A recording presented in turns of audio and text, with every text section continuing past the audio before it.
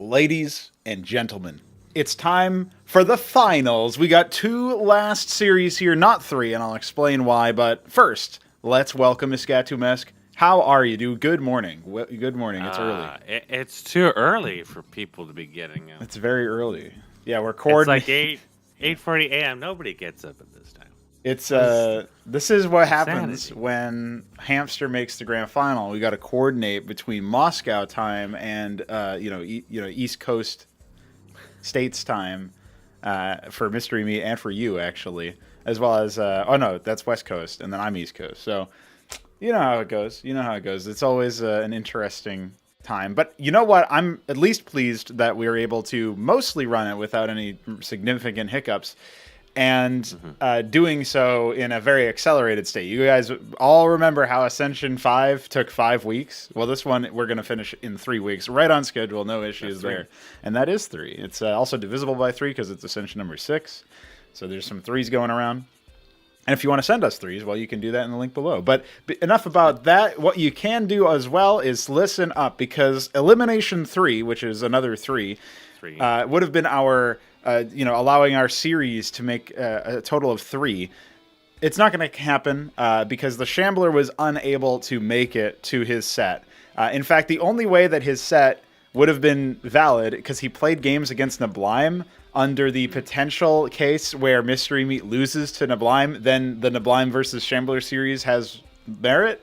But that doesn't really work if Shambler won that series, because he still can't play in the grand final anyway. So we decided, okay, unfortunately, due to his circumstances, he is going to bow out, and we'll just sort of at this point we'll accelerate the take Elimination 3, which is Mystery Meat against Neblime. We'll treat that as the lower final, which is what you see on your screen here if you're watching the stream, and that basically gives us an understanding of sort of where we are at right now. We have Mystery Meat taking on Neblime.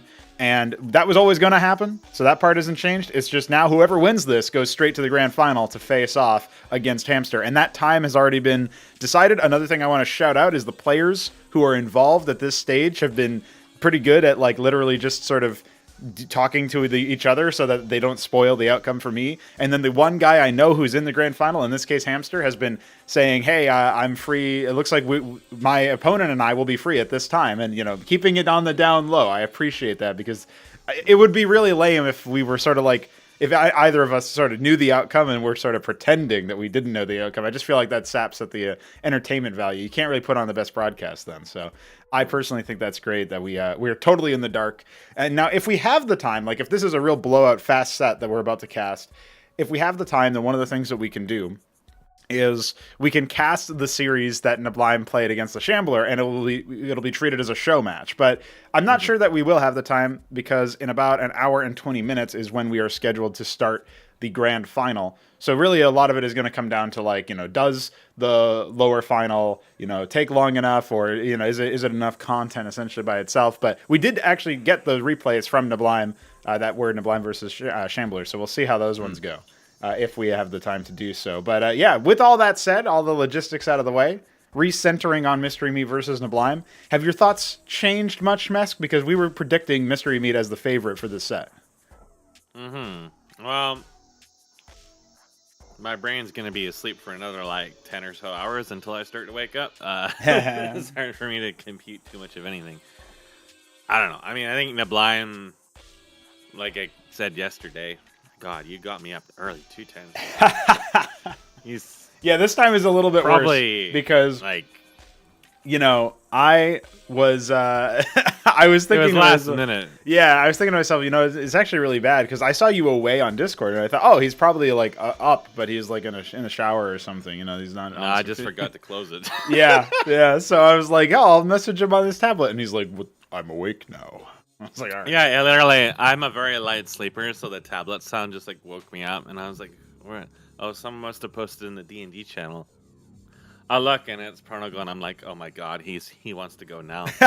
Yeah, it's just the omen of doom is me typing capital U, lowercase u, capital U, yeah, lowercase I read that, and I was like, oh no, not this.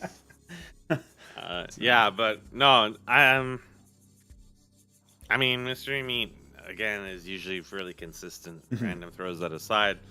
When I think about Neblime, I think that what really stood out to me was the games against Three Crow. Yes.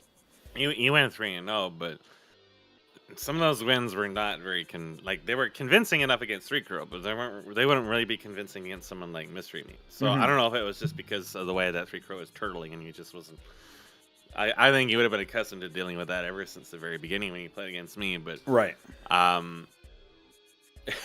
don't know if he was just memeing or I think it was kind of like he was just memeing on him and trying to destroy the Argosy and shit. But yeah, I don't know. It could have been that he was playing down to the level of his opponent. Maybe, yeah. It's going to.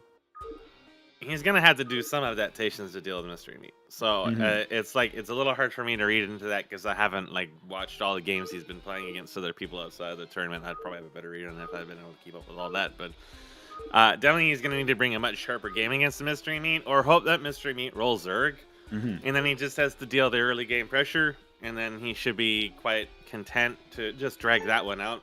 He would probably prefer to go into tier 2 and. That's probably where Mystery Meat starts to taper off with Zerg. I actually don't think we've really hardly even ever seen him go into tier 2 with Zerg, so maybe that'll surprise me. But definitely in Neblime's case, I think I'd be hoping for that matchup just to make it really simple, sweet, and easy, so he can try to go on to 3-0 Hamster. Yeah. So, well, I mean, we can take a moment here to talk a little bit about. Mystery Meat as well. You mentioned he's very consistent, but random throws that aside, and I agree with that. But the other thing that I'll say is that, random has been really fickle, and there was the one time, I think it was in group stage, he gets one of each race against, specifically in his matches against Hamster.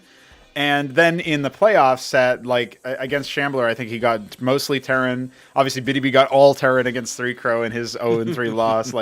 Random doesn't seem to be so random. I mean, it must, maybe it is statistically at the end of the day, but it does so in such a strange way where, who knows, maybe we'll actually have, after this tournament, maybe we'll have a look at the code just to see what's going on there. Blizzard's PRNG is very prone to leapfrogging in every single one of their games, or galloping as it's often called. So, I don't know about Starcraft, because I think Starcraft might have been before they discovered the magic of rand parenthesis, but... Yeah, well... Wouldn't surprise me if Starcraft had some... I know you said that wasn't the race selection weird? Well, something about the selection... I forget if it was race selection or spawn selection. It started by using the timestamp of the local machine as the first initial seed, and then they would randomize based on that. Which doesn't... It's not as dumb as I initially thought, because they do additional computation on it. And stuff do that. Yeah, they do additional computation on it, so it's not like if you play at 8 p.m. every time you're going to get the same result. It's you have the same initial seed, and then that's multiplied by some other random thing. But either way, there's probably a way to make it more random, for lack of a better term, more accurately random. But we'll look at that later. But, that is something that you have to factor in here, is that, if Mystery Meat rolls a bunch of Terrans... Well, against Neblime, that's probably the one matchup that Neblime will be, I don't know if favored is the right term, but livable in. Against Zerg, I feel like Mystery Meat's going to try to close early, and probably could, considering all of the pressure that, the recipe to defeat Neblime, I said it on the Sideshow match, is that, or maybe it was a different match against Three Crow, but either way, he went up into tier 2, and then there was this minute to 2 minute long period where he wasn't actually building any units other than the tier 1 bio. He was just adding on, he was just building more structures. And that is going to be a very heavy resource expenditure, so it's not like you even have a lot of money to spare on more expensive tier 1 units. So that's a really open and vulnerable point in his play that I would suspect somebody like Mystery Meat will be able to sort of synthesize. And that's another thing, is that when you play random, you get very current, very recent experience as every race. And that means that when he's going up against a Terran player, he's going to kind of have an understanding of what their limitations are. I mean, Mystery Meat also thinks that Terran is really, really weak. So he should feel super confident going into this from a mental standpoint. And I'm not 100% sure. I look at Neblime's playstyle, and I think that could be something that you could easily exploit. At least, if I had to sit down and play him in a playoff series, I would kind of feel yeah, okay, I know what to do. So if I'm sort of observing that, I'm sure Mystery Meat is also doing that. They did play, the one thing that's interesting about this set, we'll be casting it from mostly replays. Yeah, I'll explain that more in a moment, too. We have a set that was played in the evening for Mystery Meat, which I don't even know what time it is in Upside Down Land, but it's probably pretty early or something. And that was the same day, technically, as the Keen set. because that was set. That was played. Elimination 2A was played in the morning of that. So in the evening of that same day, Mystery Meat plays. So he started bookending his day with CMBW sets. I'm not sure what his sort of like tempo was, how he was feeling. But, you know, that's just the only other thing that I know about this to shade an additional context. But, yeah, with that being said, Mystery Meat did win the coin toss. So now I will send you the map veto. Surprise, surprise, Ex Situ was banned, but it took a while because Neblime banned it. Mystery Meat's first ban was Victory Square, and his second ban was Highwater. So banning out some of the 4-spawn maps, the only 4-spawn map left is Nitro Valley. That's kind of different. And Neblime is the one who picked it. I expected that from Mystery Meat, but I don't know. I guess he kind of enjoys some early aggression. He might just be observing that Neblime likes those macro maps, so he ends up banning 2 4-spawn maps, and Neblime picks the only remaining 4-spawn map of Nitro Valley to start.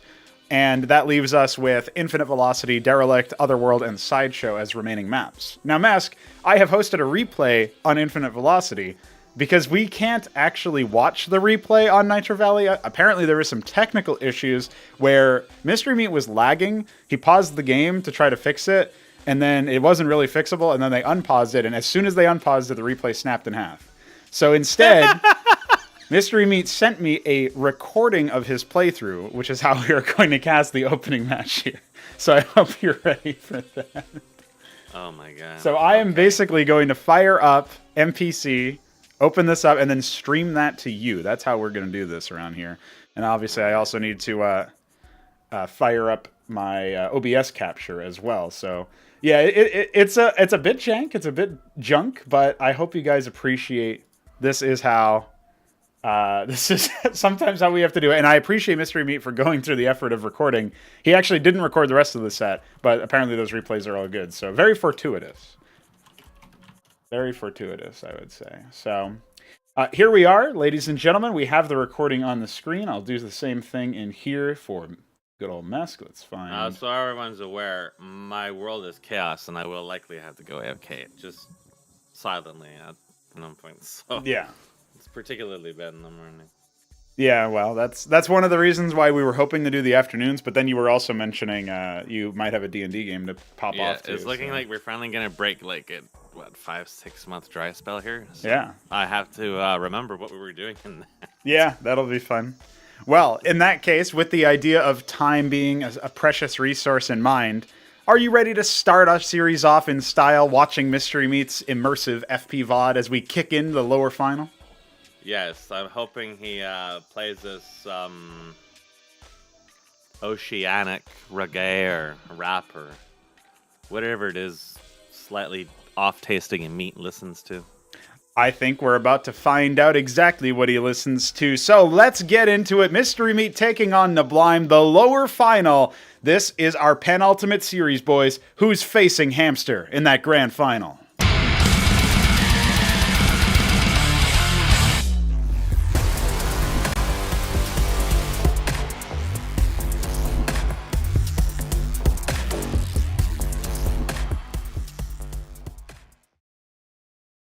All right, ladies and gentlemen, we are in. We are taking a look at Mystery Meat's POV. There's a classic moment where there's high brain cells required, and or maybe actually might be extra high brain cells required here for Mystery Meat. Now, there's even some pausing after the fact. I'll see if I can go ahead and fast forward. There we go. And one of the things that's also worth mentioning is that until around 1:30, I have muted the audio because there was some weeb music playing, and it could get me banned on YouTube. So. That's the main reason why. So, yeah, we're a little ways off that. In about 35 seconds or so, we'll get audio back. You know what I can tell is also going on is that his video is limited range compressed. Oh, yes. And it's probably going to get double limited range compressed by YouTube because you see, on YouTube, we're following standards set for analog television back in like the 1950s or 1920s or something like that, where, part of the signal range has to be used for some kind of data. And that meant that the color range is actually compressed. It's not 255, it's like 235 or something like that. YouTube, to this day, still uses limited range compression, which is why the sides look like they're gray and not black. Yeah. Oh, we've got audio. We do have audio. I'll lower that just ever so slightly. So, with that being said, Mystery Meat is the turret in the top left of Nitro Valley. This 4-spawn map, I suspect we're going to end up seeing... He's talking about the network lag. They still haven't set it to extra high brain cells, as far as I know. So they're going to be experiencing that. You know, this recording being 18 minutes, I was thinking, oh yeah, so the game is probably going to be like 16 minutes. Probably going to be a fairly reasonable, two spawn sort of situation, or like a tier 2 game. But actually, no. It's apparently going to be like a 5-minute rush game that they just lag out for 15 minutes in. But, both players probably just want to get out of it because it's performing very Canadian. Yeah. Again, I think Neblime may have missed the fact that he only set it to high brain cells. Or maybe I missed the fact that he set it to extra high later on after that. But that probably would help him out here. Now, that's a problem when you play against Australians. You know, they're so upside down, they don't even know which button is the extra high brain cell button. Yeah, it's definitely very Canadian. Like, the only country with really comparatively bad internet to Canada is probably Australia.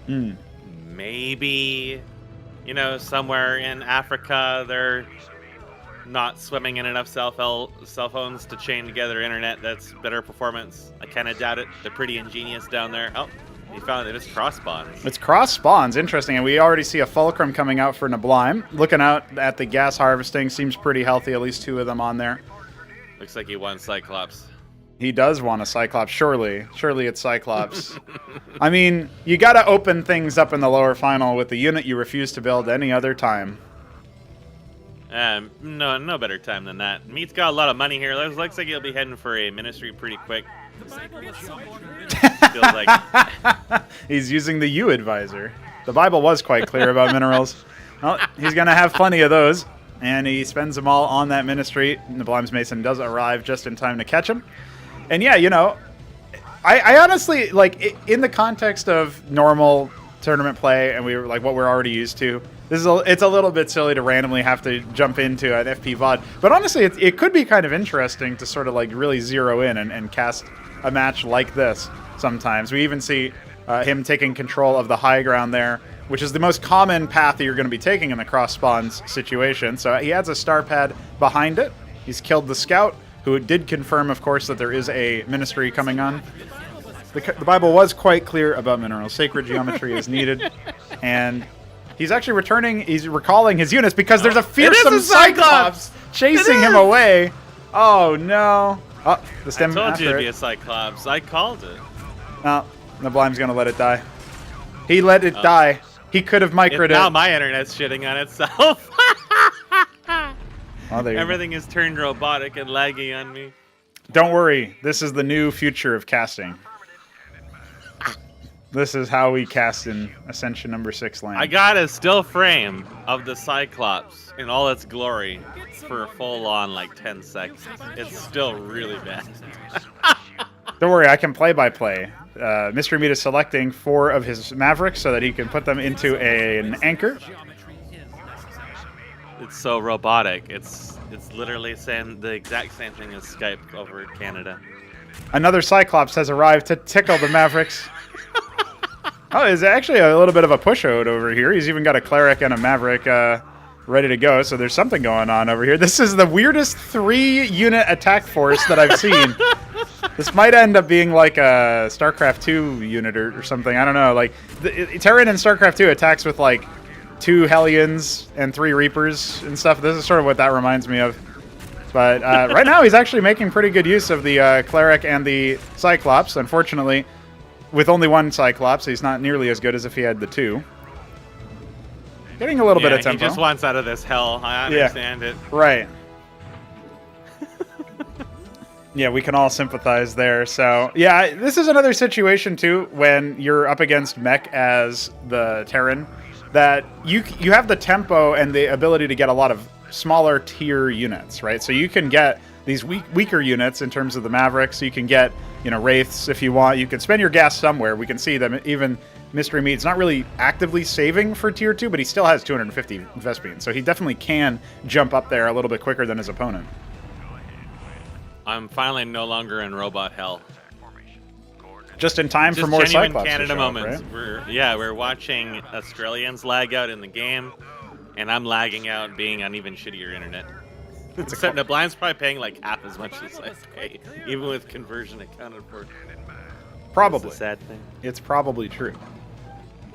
With about 333 Vespene in the bank, Mystery Meat will start to build up towards that tier 2 element. He's looking to get that scouting information with those wraiths as well. Yeah, so I'm not sure what the one Maverick, one Cyclops Cleric push was. Maybe he thought there was going to be less Mavericks there than there really was. And, well, he knew there was a couple on their ramp, and they just kind of left, so it was going to be kind of a hard gamble against a worker all that anyways. Oh, no. The tickling has begun. Focusing the workers. Now Wraiths need 7 shots to kill a Mason, and it looks like they were successful. There's another Cyclops there. Oh, there's more than just a few Cyclops here. God. I like this play. I like this post. Neblime with the Cyclops push, trying it when it was, you know, his opponent would least expect it. Only one Maverick makes it into that anchor, so yeah, actually, this is a little bit problematic. Now, there's a lot of Clerics here. Looks like maybe 5 or 6 Cyclops have been remaining. You can't really repair versus the Cyclops because the Masons just die due to the recursion rounds, and yeah, it actually goes down. Man, Mystery Meat's actually in some trouble due to the Cyclops. Neblime was sitting on this strategy for so long, and remember, the recursion round passive doesn't actually do damage to the Cyclops itself, but unfortunately for Neblime, his units are getting a little bit split here, needs to worry about that. Mason's now pulling back, just on the brink of death for most of them, and Ahmed is going to try to solve this problem alongside 4 Wraiths. They're trying to focus down some of the Clerics, but I'm not so sure that he's got it. Couple of Clerics still alive, mostly healing themselves, though, so that's working out pretty well, but the Wraiths are also getting bopped, so they have to fall back. Can Ahmed 1v2 a Cyclops by himself? Well, the answer is no, because he's already dead. Doesn't seem like he can. Yeah, this has actually gotten a lot of purchase, and there's a couple of Cyclops just sort of walking on by. Well, I'd say walking, but it's more like lag switching. Now, Meat has no sustain here, so every time he engages, he has to get a kill in, or he's in a little bit of trouble, and there's so many Clerics. Yes, the Clerics themselves are... Oh my god, that Cyclops on the front somehow lived, and he's going to try to go after it with a snipe, but I think Neblime might just barely be able to get away with it, and it looks like that's not the answer. Of course, this high frenetic action brought to you by lag, and they walk right into the anchor at the end. So the 4 Clerics here dying are also going to be a little bit annoying for Neblime. He's going to just walk his back home. Yeah. Oh, shit. 2 of them got hung up and tried to repair that dead phalanx, but it's a doodad, dude. Definitely got some of the some of that stop motion gameplay here. Yeah, that's not the Discord stream. That's the actual game, the video. So yeah, I watched some German, very long, very unusual German stop motion film that was streamed a while ago that HKS linked me with, like a cowboy and a horse, and that is what this reminds me of. This is actually a little bit laggier than that was, but it's got that same kind of unpredictable energy of it. Who knew Neblime all this time coveted the Cyclops, preparing, biding his time. Honestly, it could have worked pretty well. Darn lag, yeah, he might have been able to pull it off. I mean, the fact that Cyclops versus Anchors worked that well as long as they had the sustain, that surprises even me. Like, I know that you can get like 5 or 6 of them and bust some circuits, but I kind of expected that the Anchor would buy a little bit more time. Turns out that's not the case. Walk past it. Yeah. Yeah, well, he wasn't able to man the first one, and the second one was just stuck in the choke, just trying to block off reinforcements. I think the biggest problem that the Neblime faced was the fact there was a bunch of Wraiths. Well, yeah. He pulled them back from the base, and then... Yeah, and then he had a bunch of them. They were able to kind of chase them back when they were moving back to heal. Now he's got the Shaman out. He's using Neblime's own builds against him. Yeah, that's interesting. Neblime can't take this standing down. He's got to stand upside down. Yeah, not only that too, but also remember that the something to think about as we, you know, sort of see the action unfold is there's not really anything on the map here for Mystery Me, and he's actually been floating at above 600 Vespene for like the last 2-3 minutes. He's going to go ahead and hunt down some Clerics in the middle of the map. That should be a little suspicious. Why are there some Clerics and Ancials in the middle of the map? Yeah, what that's doing there must be a lot of Cyclops. So despite the fact that he's had tier 2 Vespene for so long, he's actually only now going to go ahead and get it at 9 minutes. I think around 7 minutes, maybe even earlier, is when he had the 600 Vespene for the first part. He just couldn't afford the mineral part. He just was not able to harvest enough minerals. He lost a lot in that engagement. Now, depending on how many Cyclops this is, I mean, this looks scary, but this could be a lot more. So I'm looking at this and thinking, okay, maybe this isn't too bad. Now, the Wraiths are going to try to, you know, divide the attention of the Cyclops, but there's actually some reinforcement ones of that are going to be doing some initial work here. In fact, the rest of them are chasing. I feel like Neblime's kind of tunnel visioning on the Wraith attack a little bit too much. Yeah. Every second you chase them, it's giving him meat. Time to tenderize. He's just gonna make additional anchors and prepare for the Australian assault. The war against the emus has begun once again. Yeah, I'm looking at this and being a little bit worried for Neblime's position because Tier 2 is probably more than halfway done by now. And that does indeed mean that, well, the big attack is actually commencing on the front door. And it's taking a little bit here for Mystery Meat to respond. In fact, he doesn't really have much of a response, but maybe he doesn't need it. He's got to sit back and tighten his belt. I think the Wraiths occupying the middle, yeah, the reinforcement line here are absolutely catastrophic for Neblime. And the other part is that he's going up against triple anchor, soon to be quad, with Cyprian's involved. Soon to be. Yeah. Sextuple. Oh, wow, look at that. Yeah, there's actually 5 of them overall. There is so many feet. Listen, Cyclops has 2 feet. He just needs to have 4 feet for every Cyclops, and he'll be good as gold. And now come the Sentinels. Once those finish, I don't think the Cyclops are going to really be able to do too much here. And he's going to go for the mantle. The mantle. He'll fight Cyclops with Ramses. We'll really have some Gundam Wing on our hands here. Ansiel flies in, sees Tier 2. The old classic. Is he going to fly up? I'm guessing the answer to that question was no. Died before you could even utter the response. He might have seen the Sentinels being built. And that's about the best he's got for that. Oh, yeah. He would have clicked on the mantles and stuff. He definitely knows that Tier 2 is up, but... you know, seeing Neblime's Ansil getting absolutely just instantly annihilated doing that just fills me with such warmth. Yeah, why not? A certain degree of satisfaction in that. So there are still Cyclops prowling around. I mean, Neblime probably could have expanded again in the midst of all this, so Meat's keeping an eye out for all that. I don't know, he's probably going to get some cat facts. Just outrange them and take a peek at what... Oh my god, it's the scrapyard. What is he doing? What is he doing? What is he doing? What's going on here? Well, the Wraiths are just going to continue gathering info. And tickling. And tickling. There's lots of that going on. Now, there was a large move out from me in the top corner. He did spot something green on the mini-map there. It is tickling. Oh, my god. It's a horde of Cyclops and Blackjacks. Now, Neblime trying to like he's fighting you. He's not even harvesting Vespine right now, Mask. Neblime is going straight for a Tier 1 gut punch and see if he can do it. I mean, I don't know. Maybe if he could Trojan drop some Matadors on top of the anchors, he could maybe do something there. But it doesn't look like he's got the economics sort of situation. Now he's starting to harvest. It feels like it's you fighting me right now. Yeah. We just need the Matador drops. We did actually see some Trojans. Yes, and the Cataphracts are already on the field. So that kind of feels like, unless you got Matadors with that army, you are in for a sore treatment. The Trojans have been spotted. He can drop right on top of these and probably kill them with how many units he had down there. Here they come. All right, front loading with one of the Trojans. It's going to start unloading. It looks like it got all of its cargo out.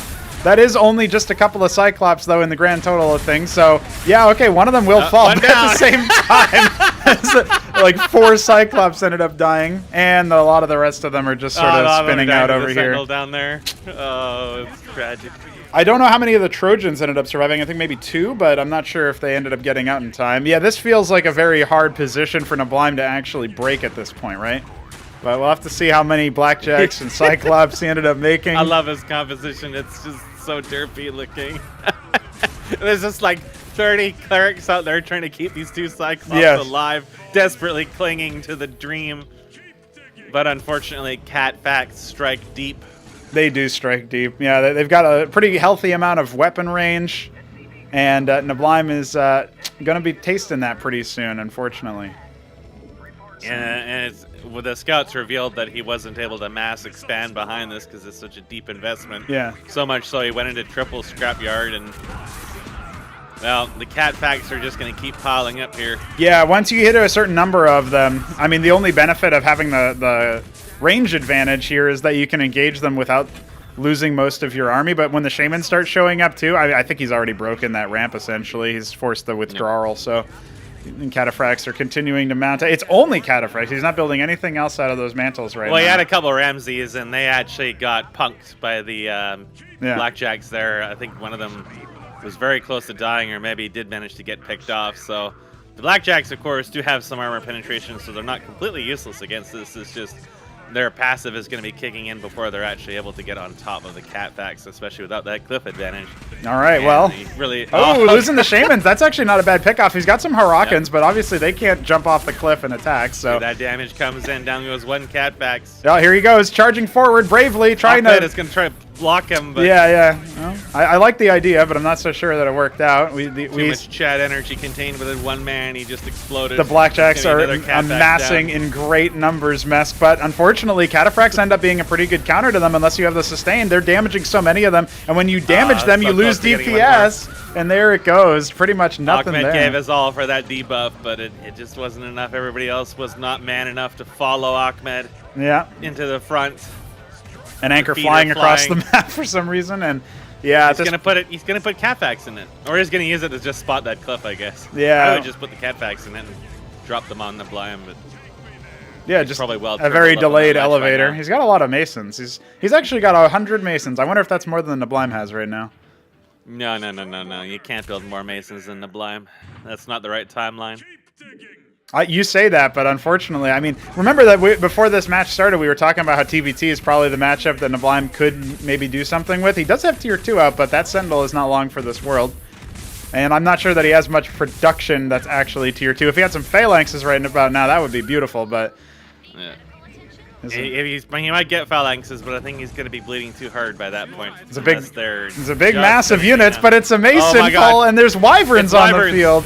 Now, this is kind of interesting. He's pulled the Masons to try to make it so that the Cataphracts attack them, but instead, Mystery Meat has just focus fired the Wyverns. This is high APM gameplay over here, by the way. But he ends up killing them all, and then also the Masons fall afterwards. That, to me, feels like might be the nail in the coffin if Neblime really is only on 2 bases. GG is called, and that concludes our set.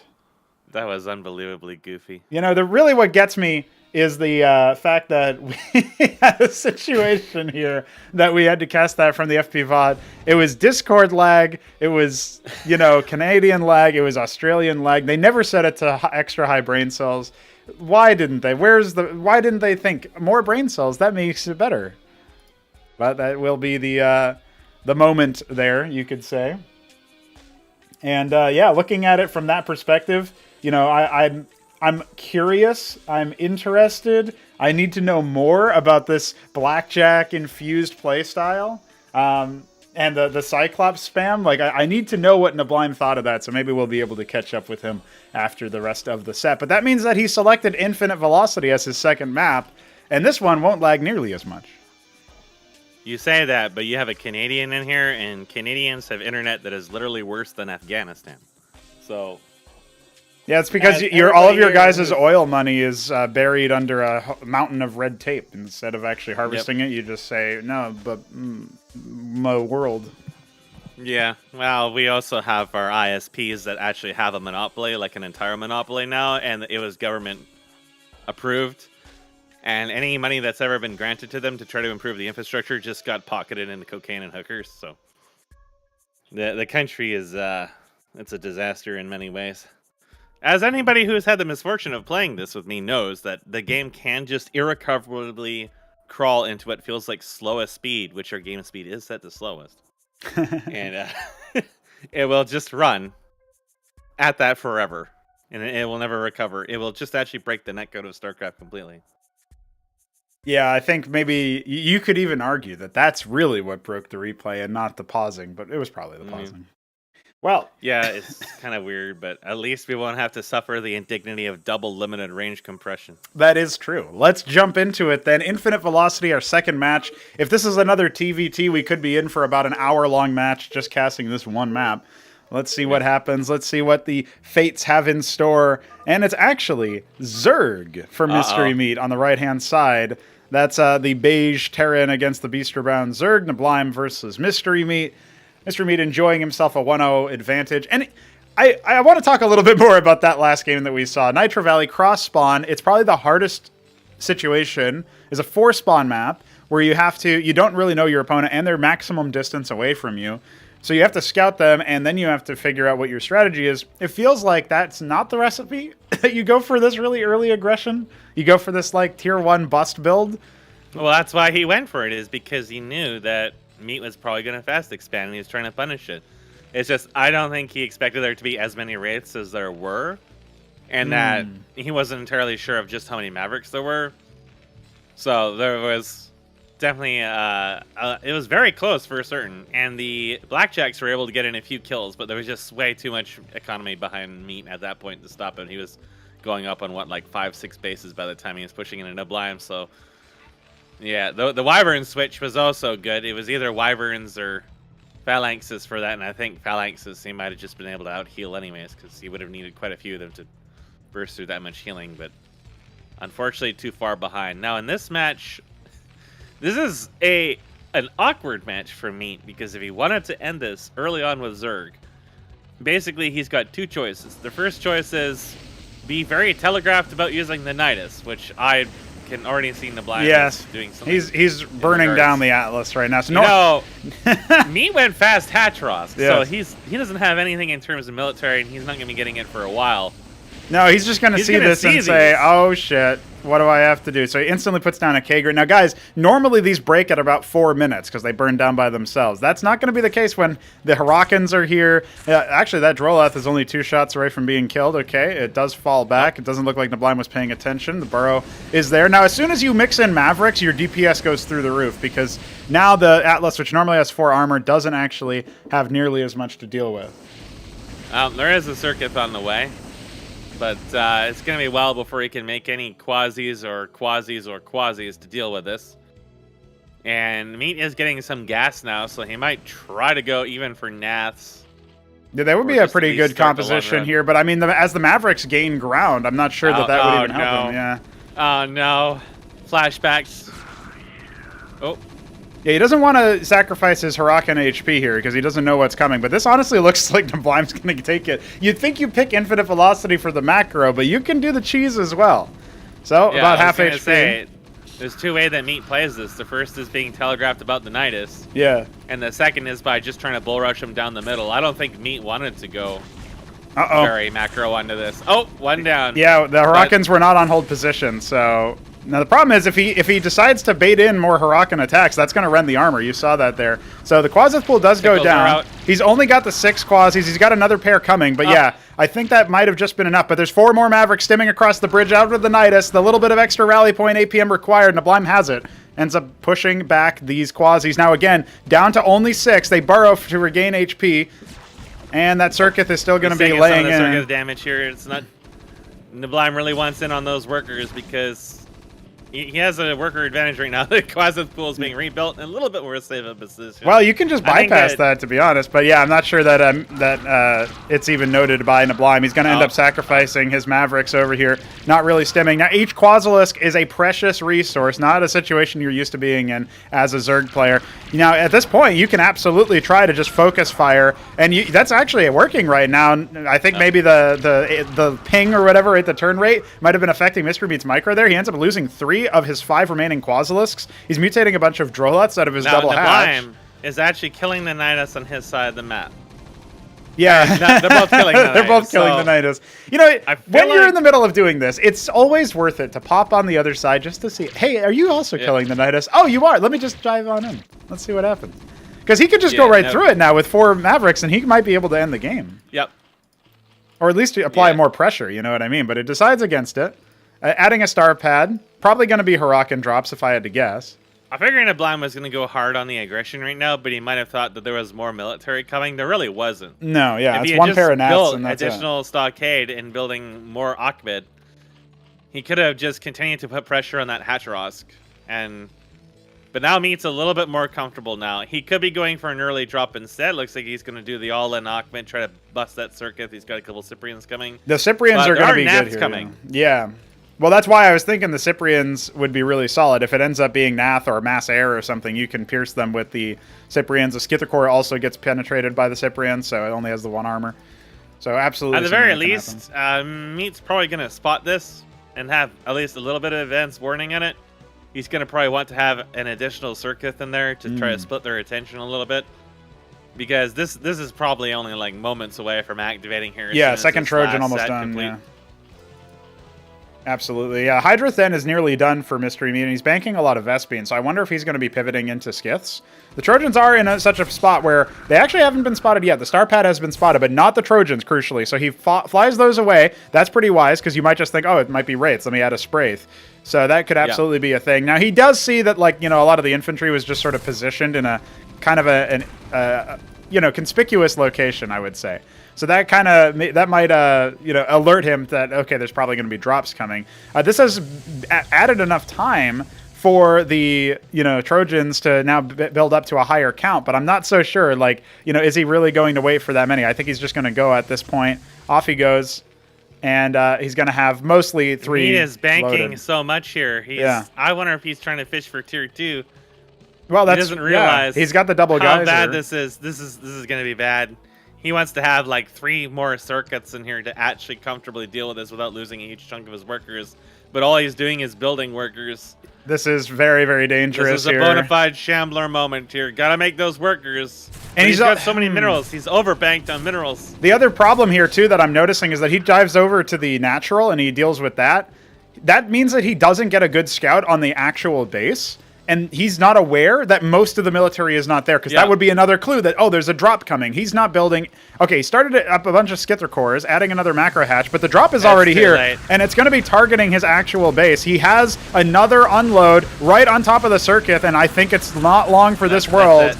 And the big drop is going to hit before the skits even hatch. GG has to be called here. There's really no way for Mystery Meat to come back from this position. He's lost all of his workers in the main. Maybe one of them got out, and that's about it.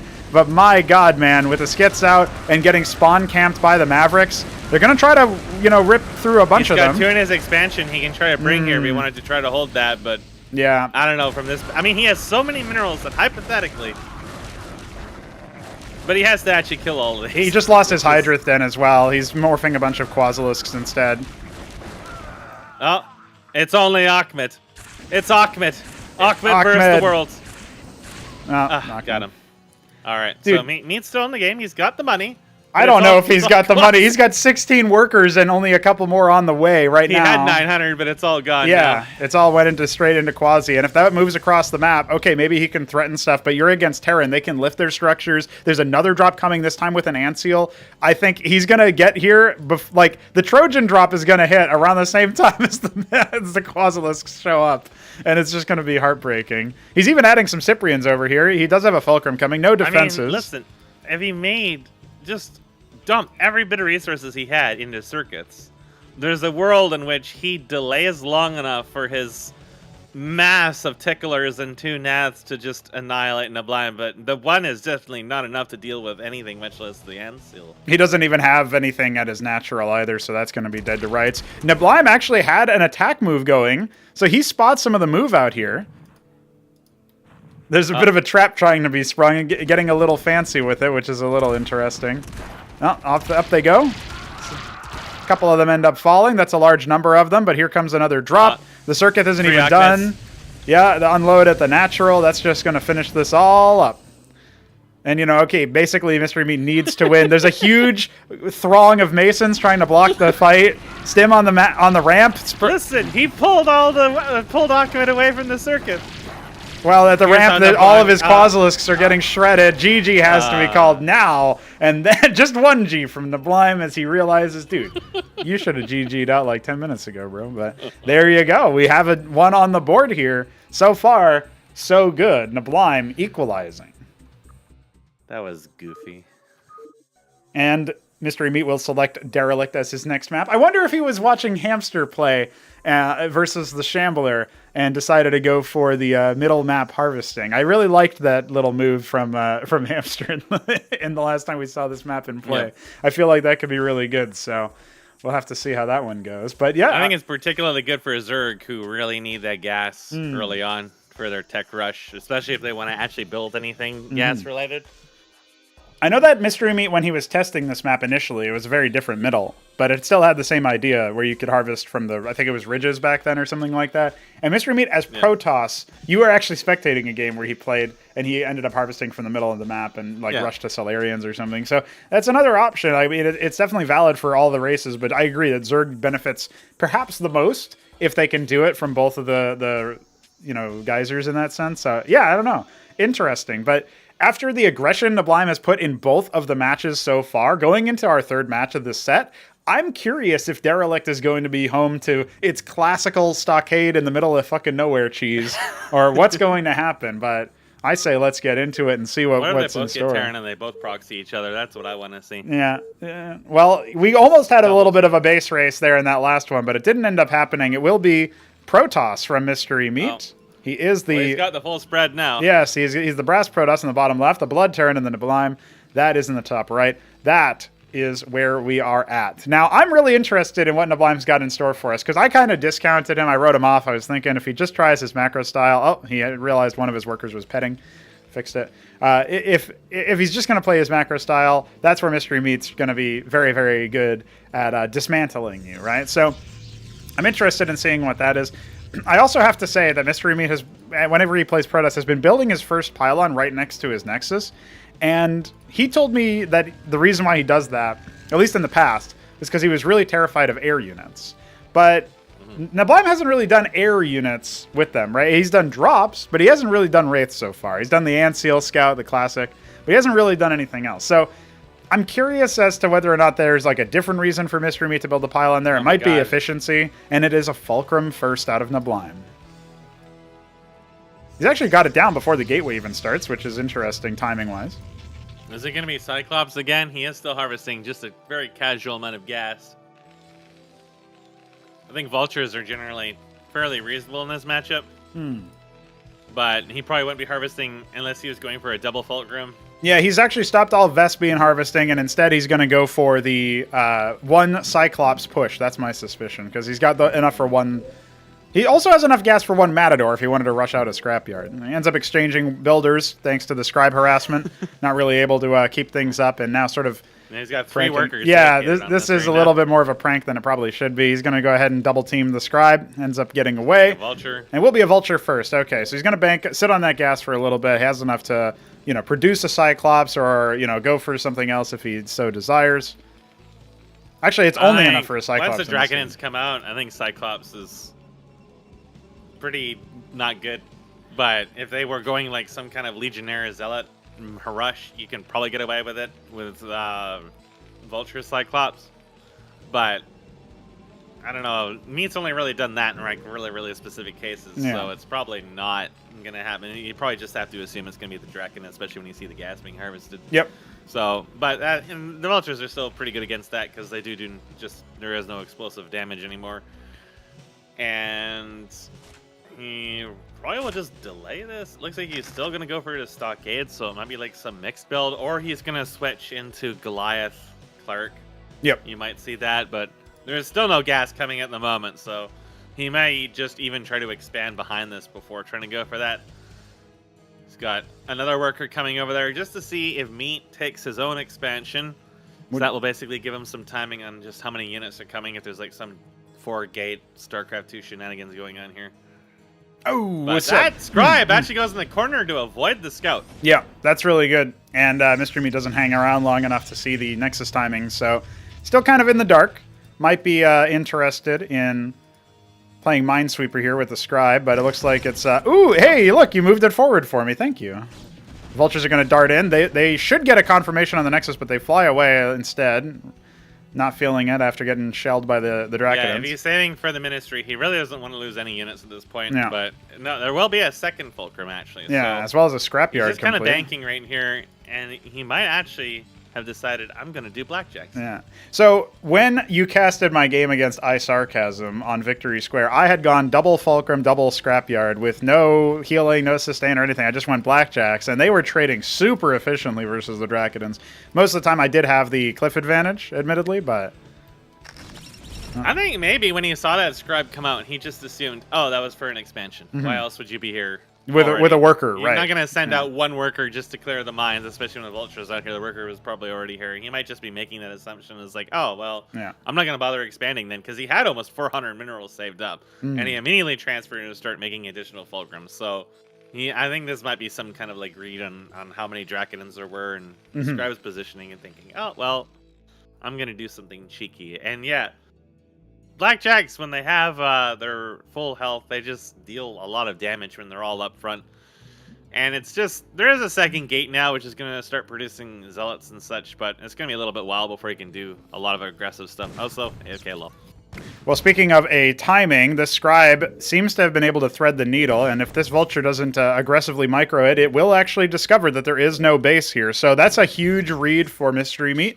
It definitely feels like neblime could have been way more, aware of his situation and actually followed the minimap there and denied the information for Mystery Meat, because now he might think, okay, well, maybe neblime is expanding on the high ground, but, also maybe he's not. Maybe he's doing triple Fulcrum Scrapyard and going for a very heavy tempo push. Now, there's 6 Dracodons here on the high ground for Mystery Meat. It's going to be really hard to actually get through the choke. He can, at the very least, maybe start, position a couple units up here, up top, and attack the pylons that way, out of range of the Dracodons. He should fall back and maybe just try that trick. It might force some action, or at least kill the pylon very slowly.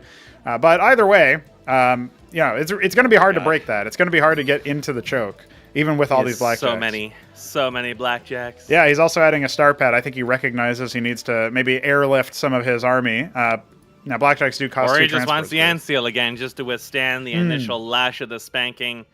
Yeah, that could be good. He's got some gas saved here, so I feel like he almost wants to go with Cantors or something. Yeah, it could be the case. Now, the one thing that I am looking at, there's the Ardent Authority coming up for Mystery Meat. We have the star pad a little bit over halfway complete right now.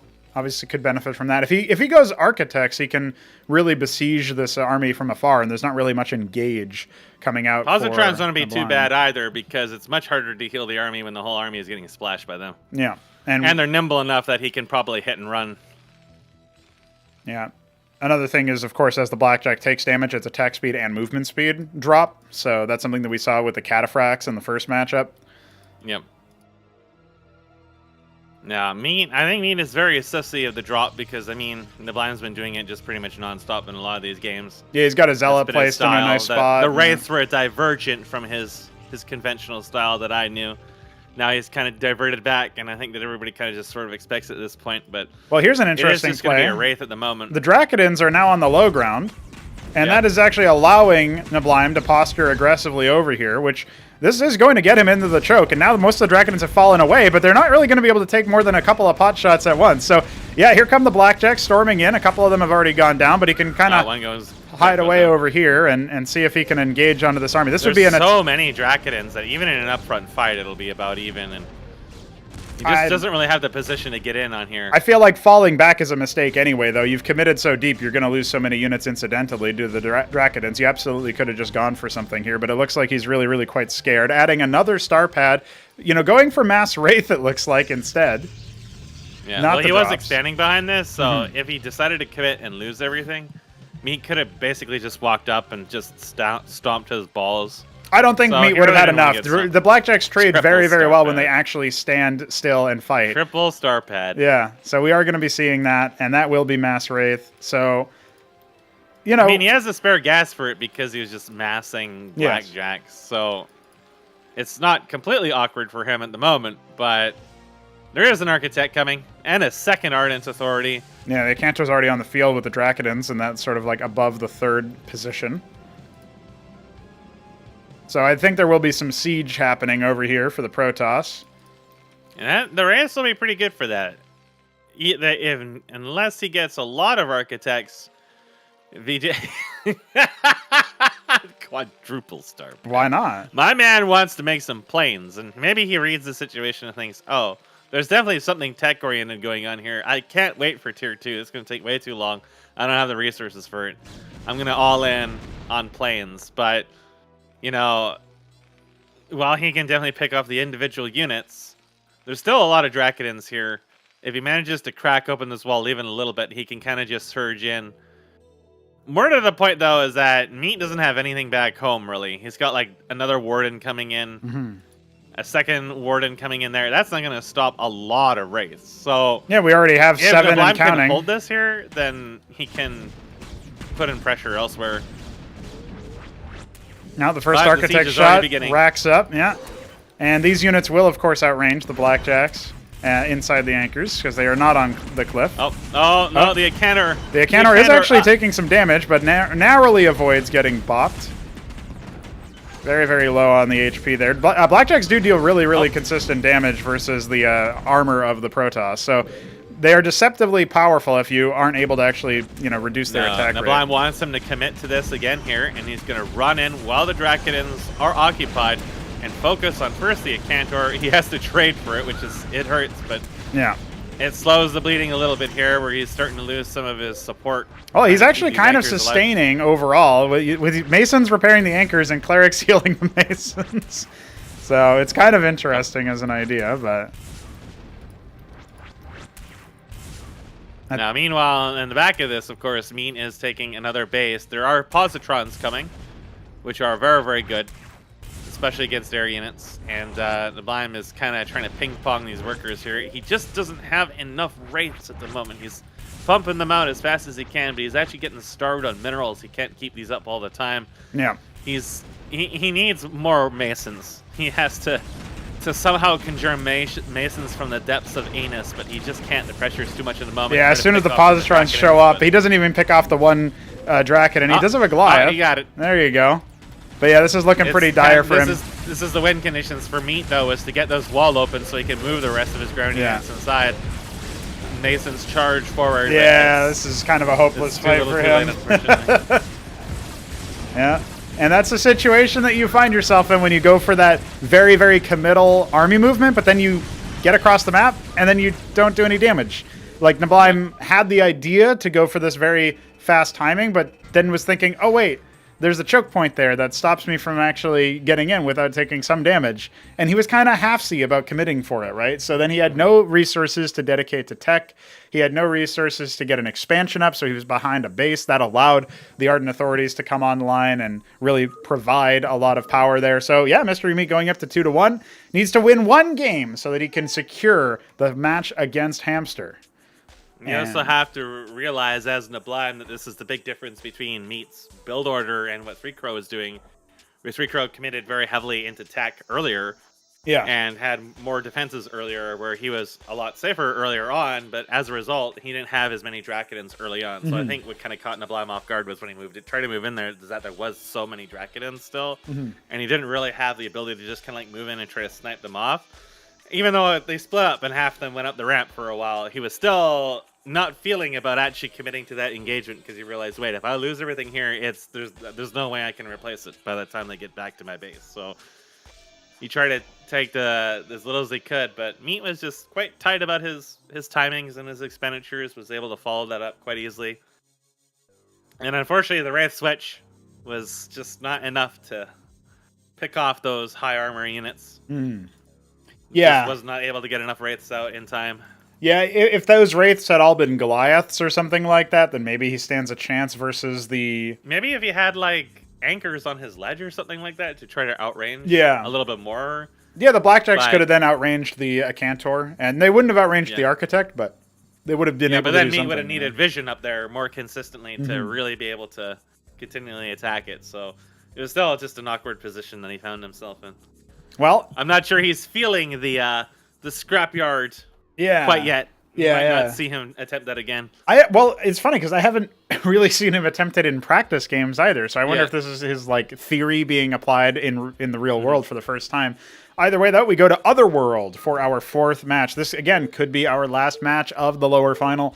But the other thing that I want to point out here is that Sideshow is waiting in the wings, and that's assuming that Mystery Meat loses a game as Protoss. So Neblime is probably not feeling too good about that. He just ended up losing quite convincingly to Mystery Meat's Protoss, but he's warmed up. He's got 500 APM Mesk. He's in the top right of your map here. He's the Alice Blue Terran. He's against the Mango Mystery Meat. I mean, that's not even a meat color, so surely Neblime should be able to clutch it out. We'll see what he ends up going for. This was the map where Neblime pulled out a proxy and started really turning things around. That's right. Yeah. So he might be able to repeat that, but I feel like Meat will be expecting it. Although you notice that Meat's actually not scouting in that direction. If there was a super mega early worker out there building a stockade in his Nat, he may not have spotted it at this case. So some just general assumption there that, oh, my opponent can't do the same stupid shit twice. Yeah, So well, he really could. He could, but his first stockade anyway is not going to be proxied. Doesn't look like he's going to. He still could technically throw out the anchor, right? But Tickle? there was one tickle there, Mystery Meat, saying, "Hey, I saw your worker. I know what's going on." I grabbed you by the hips. Tickle. Tickle. Tickle. That one of those tickles was on the stockade itself. That doesn't count as a tickle. Yeah, well, he had to grab his furniture as well, I suppose. Yeah, Slap the ass of his table. Gateway coming up. There's a little bit of a worker kerfuffle there from Neblime at the last moment. Everybody got kind of antsy about the scribe. Now that Maverick is out to put this piece of shit out of his misery, and it's going to drag this Maverick all the way across the map here into the other world. Maybe it'll be the only time anybody sees it. Oh, no, it continues. Now you're committed. Now you're committed. You just got to keep going, but the stim's going to eventually wear out. The scribe just keeps going. Is he going to stim a second? Yes, he is. That's the third stim, actually. He wants to put an end to this shenanigan. Got some hackety sacks going This is the greatest way to tilt your opponent, is just keep running away. Just keep regenerating. You know, all Neblime has to do is actually micro his unit, but he refuses to, so then he's really committed. They're both watching this. Oh, goodness. Oh no! Oh no! Oh! He's out! He's saved! It's still going. Oh, at this point, yeah, Neblime is just totally out. He's done, bro. He's like, fuck. He's looking for it. He's like, God damn it! Where'd it go? It gave me the slip. I put everything into this. He's actually gonna get away! Holy shit! I can't believe it. He's gone. I can't believe it. Wait, there's a Mason on the prowl too. The Mason's looking for him and called in his big bro. Yeah. And of course, Mystery Meat's just going to walk right back into the base to scout again. He doesn't care if you kill it now.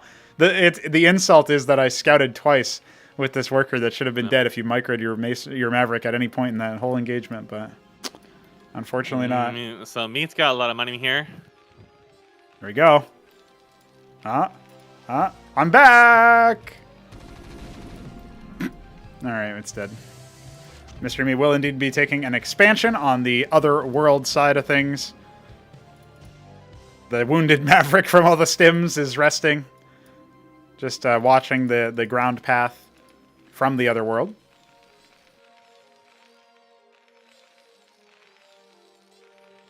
Another stockade being added, and in base here for Neblime. I would like to see Terrans experiment with getting a treasury at this position instead of a ministry, but they probably want to take a ministry second for the extra worker production. The question is, like, wouldn't you rather have your, extra worker production at an actual base instead of the half base, right? So sort of just something I'm thinking about there. The Draconids are going to poke up here and get bopped by the anchor. Dissuaded. Minor repairs engaged. One vestry.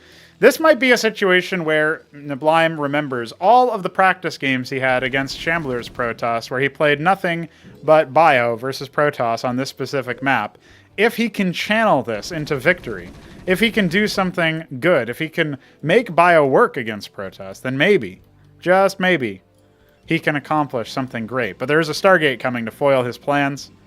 And it's only the one gateway, so it's not nearly as many Dracodins. I guess that means that there's going to be a little bit more of a timer on how fast some of this stuff is actually going to manifest. And yeah, I have to agree that the Scribe really was the highlight of the day so far. Zealot's going to go ahead and make short work of this Mason. Or is it? Ooh, trying to body block. See, this is how you micro against workers, guys. Mystery Meat's putting on a clinic, except not really. He fucked up a bunch of times. But don't worry, here comes another one to back him up. No, don't scout the Stargate. Aw, shit. It's dead.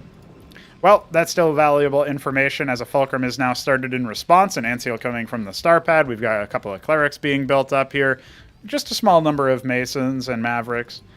Mostly Mavericks. I mean, Neblime isn't known for building a lot of Masons or anything. He's only up by 2 right now. So that's something. Make that 1. Will he be attempting to grab another expansion before he moves out, or is he actually going to be going for the tempo? Obviously, he's probably feeling a little bit of the pressure here. Now, this Maverick will get mostly watch. You can move it a little bit to the left and get project a full vision over this left-hand side. But something that I am a little bit concerned about, yeah, it doesn't look like Mystery Meat's even going to pay too much attention there, so He's going to let the Zealots clean this one up on their own. And that will alert Neblime to the idea that some units could be storming the gates pretty soon. The Ant Seal is protecting the anchor against shots from Dracodons who are not there. A Goliath coming as well. A second Fulcrum. Okay. We're getting kind of committed once again to Tier 1.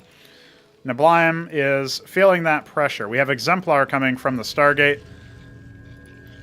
One of them is already out. That's what the Goliaths are undoubtedly going to be for, because they have the same weapon range. And the one of the Zealots is going to be drop down to no shields, and when you lose shields as a Zealot, you also lose movement speed. Something to keep in mind. Actually, the Ant Seal will be pretty good at defending the anchor as long as no other targets are nearby from the splash, so that's something worth pointing out here. First shot goes out a little bit awry onto the Vestry. Goliaths are out here, and you can see here the Ant Seal is brought down to pretty much no energy very, very fast under the combined might of the Dracodons and everything else. A little bit of a mixed focus fire here coming up, but a lot of the Masons are actually clumping up, which is perfect for the Exemplar. We have another Goliath out here that could be getting healed, a Wraith as well, to try to zone it away. Will the Dracodons attack the Wraith? It looks like they will actually try to focus it down, but that allows the Masons to get nice and close and finish the job here. Ant Seal not really helping out too much, but it's shooing them away. It's yelling at them from its cockpit, if it even has one of those. And that will riposte the initial attack. But a number of workers were killed, a number of Mavericks were killed. Obviously, we did see one Goliath, one Wraith go down. I'd say, all in all, it's fairly cost-efficient. We have the Ant Seal trying its best to navigate this area. It's going to go ahead and skirt its way through.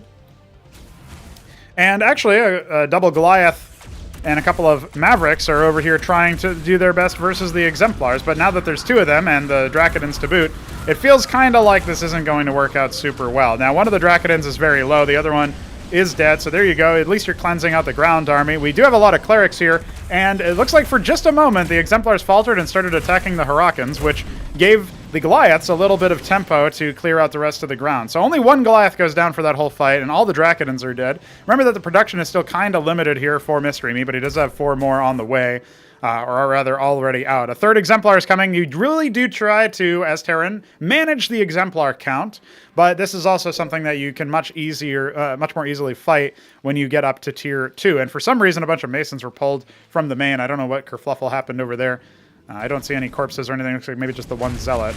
But yeah, at this point, we've got 3 Exemplars, and you've got a ramp. So a couple of Clerics and a Goliath end up falling for not really much gain. The in-base being taken here by Mystery Meat at this point, and only now is Neblime starting a Ministry, maybe about 30 seconds ago, as he adds more Stockades. So no Tier 2 in sight for him whatsoever, just pumping Goliaths out of the Fulcrums, trying to desperately hold on versus the Stargates. Admittedly, Exemplars are fairly expensive, but Mystery Meat seems to be floating a decent amount now that he's fully saturated on the actual expansion that he took. Contrast that to the half base that was taken by Neblime. You can see where he's got the extra minerals, and that's absolutely going to be making a difference in this situation. Looks like Mr. Meat will even take another base. So really trying to control the map at this point, project his power. He's got an Exemplar has 7 kills. Yeah.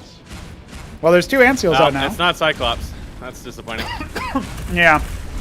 Well, in this situation, Ant Seals are not protecting his units at the moment. No, they're also pretty much all out of energy. He's trying to protect the Hurricanes so they can stay alive a little bit longer on the front line. It's actually working pretty well right now. Not too many Goliaths have actually fallen thanks to the Clerics, and one of the Exemplars is already dead. Another one at 2 of them, in fact, at half HP. The Focus Fire not really being super stellar here for Neblime. He's also dealing with Dracodons instead of the wounded Exemplar. So a number of them will stay alive. This is a bit of a scrappy game. A lot of back and forth, moving the armies across the map. But at this point, I feel like we're dangerously close to Neblime being toppled over. Yeah, the Goliaths were taking a lot of damage on their approach, and since the pros kept backpedaling, it meant that the Clerics had a harder time healing them. So you try to keep Achmed alive, but the Goliaths are really the teeth of that. That said, Exemplar aren't as tanky as they look. Some of them are also very low in health, so he can probably hold out for quite a while here, just trying to pick those off. Doesn't want to lose Achmed in the midst of it all, though. Yeah, the Hurricanes are doing really well to deal with the Dracodons and kind of like draw fire for the approach so that the Goliaths can get their situation. Ancestral Archives is en route, likely going to go for up Tectons. Although Archons could also be good to try to just get in the middle of all those Goliaths. And yeah. or otherwise repel Ahmed. But I think that Uptectons are probably the best route to go at this point.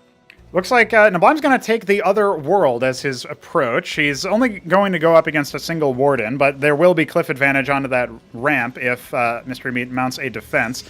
And he's recalled all of his units, right? He's just guarding his own choke, trying to take that low ground forward expansion. It's about halfway done. Neblime's on a ticking clock here, but Tier 2 is a no route. No road for him at all. He's not harvesting Vespian from his actual natural expansion, and only sort of scantily harvesting. He's got 3 geysers, three harvesters on those ridges. So yeah, he's definitely at into this, keeping his money very, very low as he tries to pump out the Goliaths. But this base here is Meat's. I mean, I think he was hoping that Meat was going to try to contain, but Meat's got everything he needs over here to deal with this. Yes, we still have 5 Exemplar. Now, the Dracodons are kind of getting stuck on the approach, but there's only the 4 Goliaths, right? So, I mean, even if he kills this Nexus, I don't think it's enough to really slow down this luck, because those Workers are just going to transfer to the new base anyways. Yeah, he can slowly replenish. Unfortunately, he's not even able to quite finish it off. Goliaths trying to wiggle their way up that ramp, and Meat is not a super mobile army here, so he can't really chase down the last. Meanwhile, the rest of his forces are amassing in the middle, and Meat doesn't want to fall for the trick that he sent that Maverick on for a wild goose chase at the start of this. So he says, yeah, no, the stakes are slightly higher this time. I'm going to go back. It's actually going to be a Patriot coming and not an Uptecton, so that's kind of interesting. I would have figured the Uptecton would have been a very good choice against this army, because it really would have forced him to stay in one spot, which was back and away, or otherwise force him to engage and otherwise telegraph his movement for the Exemplar. Well, here's a problem, though. The double Antseal trick just flies over and telegraphs his army movement, so Mystery Meat was already prepared to fly back on over. Will we see the response? Yes, it looks like we will, but even though these Goliaths exist, right, there's still the Wardens. So there's going to be an attempt at killing the Wardens, but the Scribes are tickling and biting. They do have 1 armor pen, so the 2 armor of the Goliath is not entirely neutralized, but it's enough. He can just hold position here and force a response, but it's just a couple of units being split off, right? Not taking the entire army. The rest of it is actually forcing Neblime's middle army even further back. He can maybe make use of the neutral anchor, but I don't think it's going to be too consequential. Again, we still have that 5 Exemplar count. No more are coming. So much money. Yeah. He's so rich. 1 Patriarch is finished, another is coming, and an Uptecton is coming. Yeah. Neblime is trying so hard to spend his money, but now he's starting to float a lot too as he starts building up these scrap yards, trying to deal with this engagement in the middle, whereas Meat has enough money to double the size of his army easily. Yeah. Yeah, it looks like he just spent all of his gas, but... And all the Antseals just died for basically nothing there. Now the holdout here from Neblime as he starts amassing Blackjacks. I think he wants to transition off of Goliaths. Try to start saving up for Tier 2 as he starts expanding into the left side of the map, along with Meat, who also expands on the left side of the map. He has well more than enough money to just take all those bases, to be honest with you. Right, and he's got plenty of ways to project map control across as well, and at the very least it ties up Neblime's army. It's definitely worth the money. Those Draconids really want up that tiny ramp. They're having interesting... Exemplar are caught out as a result of this, because his units just aren't there. Well, the problem is... could lead Neblime into a really bad engagement. Yeah, he has a decent number of Blackjacks mixed in with this army, and the Goliaths are mostly dealing with the Dracodons. The Patriarchs are dealing some splash, and Uptecton rocks off a shot. That is cliff advantage as well, so add +2 to its very considerable 11 weapon range. And I think with the splash as well, that's just going to be the entire army here taken care of by Neblime. He only has a small spattering of units back home, and this can be the final push for Mystery Meat. Yeah, that was definitely an engagement. Neblime knew he had to try to thin the numbers of the Exemplar, but Goliaths just aren't the anti-air superpower they were in Brood War. And even though Exemplar aren't exactly the hardiest of variants, they do have 3 armor, and that is quite substantial against the Goliaths, who I believe they attack. Yes, it's 2 attacks, so they're shaving off 6 damage from the Goliath, which is quite substantial, which means that it's very hard to snipe them like that.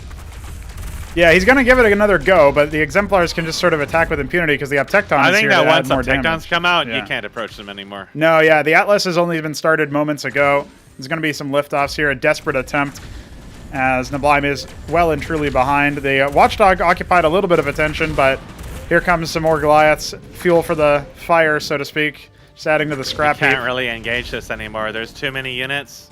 too many high quality units, too much AoE for his ramp to go down. We've got 2 more Uptectons making their way across the map as well. I feel like when that happens, if they even get there in time, as the Masons are being massacred, what can you really do to try to defend this? Your Fulcrums are kind of in your way, and everything else is getting attacked by the 1 Uptecton that's still there. You don't even manage to kill off the Exemplar with no HP. GG is called, and that means Mystery Meat will march his way into the grand final, looking relatively unperturbed in this particular set.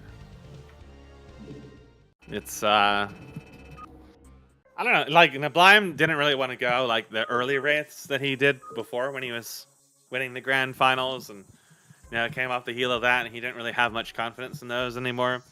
So his transfer to wraiths in that one game, I think, was more of a response to the anticipation that he was going to see, like, Candors and such, and he was like, oh, I need an answer right now for that. So, you know, he didn't really get baited by the whole switch to tier 2 and take my time and then get timing pushed. It was more like he was feeling the pressure very early on in a lot of these, that tier 2 just seems so far away in all of these matches for him. Yeah. And that, I mean, this is wild. I mean, you saw Meat was just floating tons of money all throughout that too. It's just he was taking so much off of those engagements that he just became kind of lax in building production and otherwise spending his money or really like just keeping it low. That he would just like get bottlenecked by gas and just be like, I don't need these minerals anyway. He could have built like 4 grand libraries and added amaranths or something to his army, or gone for shoes, or just like more gateways and zealots or legionnaires or something like that. You didn't really need that. So at any point during the later half of that, he had like 2,000 minerals of just completely unspent or more, and still Neblime found it so hard just to try to slow down the onslaught of Tickling, unable to actually kill the Exemplar. And crucially is that Meat did not build any more Exemplar than what was necessary. So he only had like the 4 of them, and then he just did a full tech switch to Ancestral Archives. He had enough to afford 2 Ancestral Archives before the units from the first one even really began to actuate. That's just a crazy idea of how far ahead in economy he was. And he was always like a base ahead, going up to 2 or 3 bases ahead. Neblime really needed to be able to shut down 2 of those bases, but he just didn't have the firepower to do that. And that's kind of like the story of this whole series, is that he just wasn't quite able to seal the toilet lid and keep the monster inside. And they kept bursting out and exploding and splattering everything. And since you're upside down, that means all the upholstery, the ceiling, and everything is just getting sprayed all over the place. And then it's just, you can't stop this. The closest was that first game. Yeah, in the first match, I feel like had he been able to break the defensive play for Mystery Meat using this very aggressive style that we hadn't actually seen from Neblime before, then that absolutely could have, given him at least, okay, now I've taken the games where Mystery Meat played Terran and Zerg. I lost the games where he played Protoss. Well, that's kind of familiar. Let's go to game 5 and see if you get roll Protoss again. Like, I mean, it could happen, but at least then they would have maximized his chances. It kind of felt like Neblime had to win that TVT in order for it to work out. And, the TVZ, he was the one setting the pace. He was the one getting the aggro. And to an extent, that was also happening in the TVT. But the match on Derelict and the match just now on Otherworld, it didn't really seem to work out for him. And, I mean, you look at the scoreline, you see the map that Neblime won. History may start to remember Neblime as the guy who only takes games off of Mystery Meat through cheese. But I think he genuinely could have had a chance with this very aggressive playstyle. It's just he deployed them on maps that ultimately don't favor that kind of approach, right? Where there's very defensible ledges, and you can choose to take, a path on Otherworld where it's very different, but it takes a long time. Your opponent went for these Imperious air units. I think as soon as you scout the Stargate, you think, okay, I got to spend enough money to hold, but I can't do this game plan where I'm going to be attacking a tier 1. Like, he's going to have the tools necessary to riposte me, especially if he's going Exemplar like I suspect. And, you can send an Anseal in to confirm that. And you click on the structure, see what it's training, because that's what detection does for you in this game. So you can absolutely do that. We already know that Anseals are a favorite scout unit for Neblime. He could have went that route. And, also another thing that you can try to do is take a little bit more on the bases side. He ends up taking the in-base, and I feel like that made it so that he felt like, oh, there was no worries.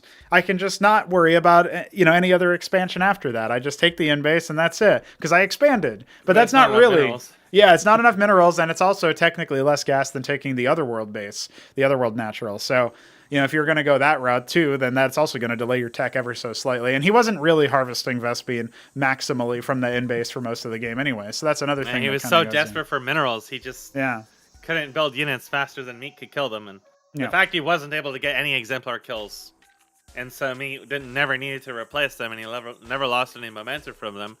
And the Neblime kept trying to snipe them. That's kind of like the story of this is. He was constantly trading to try to engage on them, and he'd kill Dracodons, but the Exemplar were much more valuable than the Dracodons. I mean, at the end of the day, what he could have also done is just focus on trying to kill the Dracodons and ignore the Exemplar and just space out. Choose to lose the engagement, but prevent any offensive power from the army, because if it's just the Exemplar, then all you really need is just, some Glass and some Watchdogs. They aren't really going to end the game on their own. There's only like 4 or 5 of them. And then, that would allow him to expand and then, push towards later on in the game. But instead, he felt very committed to go into Blackjacks again. But the thing is that the Blackjacks are already at a big disadvantage when the Exemplar come out, because just 1 or 2 shots from the Exemplar really hit their stats, and they have to move into the Protoss army to actually start dealing damage. And since he wasn't fighting off of a ramp or from anchors to extend their range, he was already in kind of a sticky situation where maybe like mass vultures might have been better, just to try to overwhelm the Dracodons and maybe save the scrapyard money for another expansion or another base or something like that. Because Meat never really had too much intent to go and hunt down the expansions. He was just constantly just going down the middle just to the front of the base. So, he could have tried to just keep going westwards and expand to the west and colonize, but never really had the money at that point to even think about that. Yeah, I think a lot of that comes down to feeling like he has to spend so much money just to... And yeah, I mean, if it was really super laggy throughout all those games, like Meat's saying, then, you might feel especially pressured to try to end it early on. Yeah, I don't know if they set it to extra high and it fixed some of the issues, or if it was just laggy in general.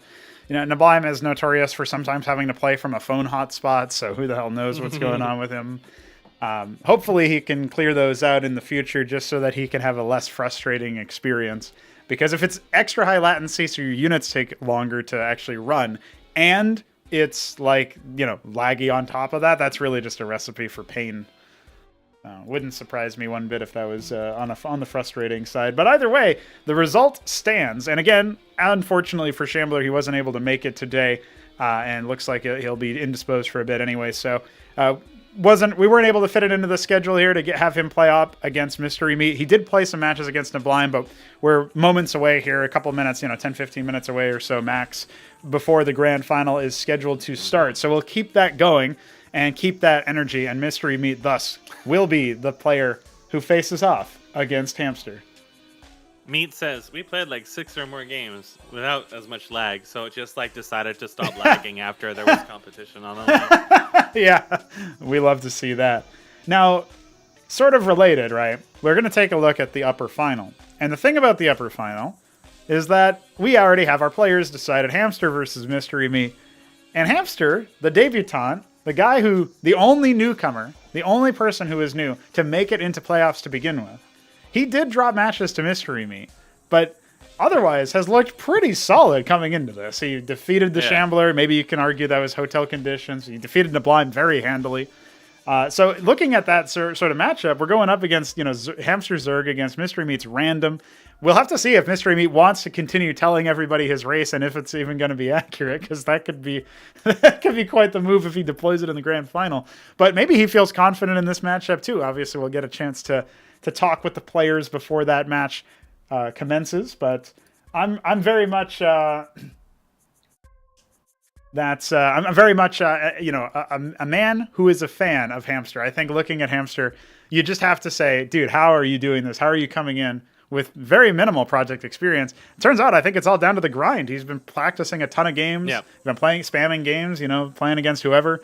I still don't think I've actually managed to play against him, but operating on the time zones is probably one of the reasons why I'm usually smashing, streaming, whatever during the actual times that he's playing games. But he spams all the matches, he practices a lot, he plays a lot.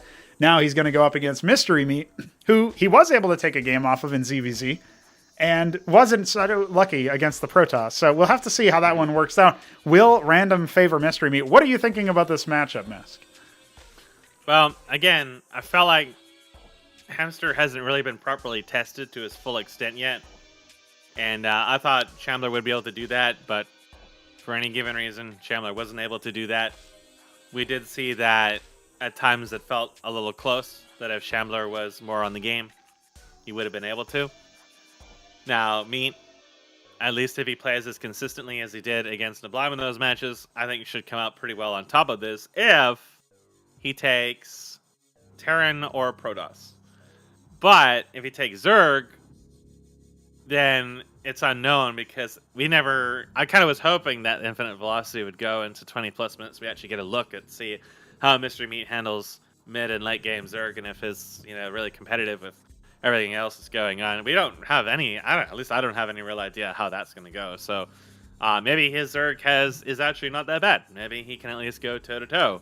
But when we talk about someone like Hamster, who's just been playing exclusively Zerg, then I feel like that Hamster probably comes into this with some game experience that might extend past Meats. I don't know about that.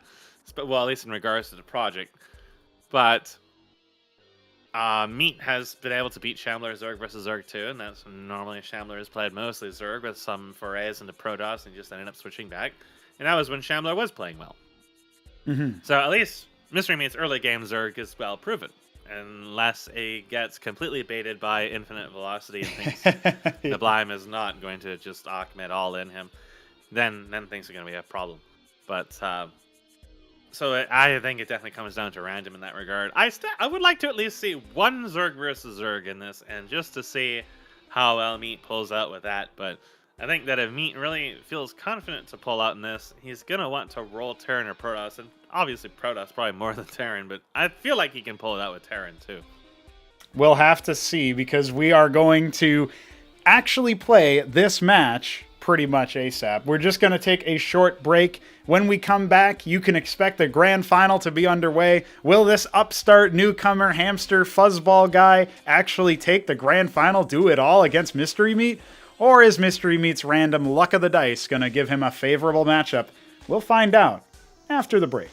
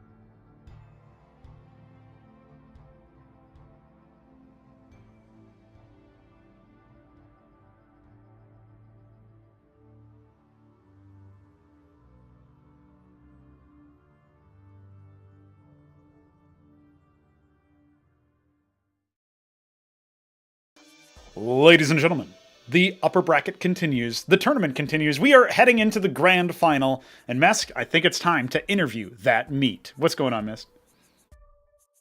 Pretty good. Yeah? I'm excited. You're excited? Hopefully not extra high brain cells this time around? I mean, it probably will be, but hopefully not lag on top of extra high brain cells this time around. That was a wild experience.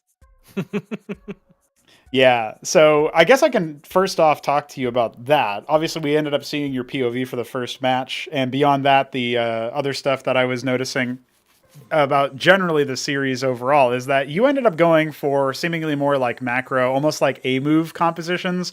Is that just how you feel like you can play, especially as Protoss, or was that influenced in some way by the fact that you were, playing under such trying networking circumstances? Like right now, on that match on like Otherworld, the exemplars are just like way too strong right now, and so gotta nerf toss some more. Got it. Okay, so when you're considering the situation from the Terran point of view, I want to ask you about that TVT matchup. That was the first time I've ever seen Neblime build a Cyclops. And yeah, he built more than just one. He built a lot of them. Did that catch you off guard, his more aggro play where he starts to mix in a lot of fulcrums and scrapyards? Was that something you were prepared for at all? Not at all. I was wondering who this Neblime guy was. Where did this alter ego come out? We played like last week. We played a couple matches and he never went fulcrum. He went like strictly bio plays. So I don't think I've ever seen him build a scrapyard before. Yeah, I think I'm probably right there with you. I was really surprised to see that. Now, when we're thinking about on top of it all, we're considering the position of, the situation that you're finding yourself in. You first faced off against Hamster in group stage, and you won 2 out of the 3 matches. He did end up beating you in a ZVZ, but otherwise your Protoss seemed pretty good versus him.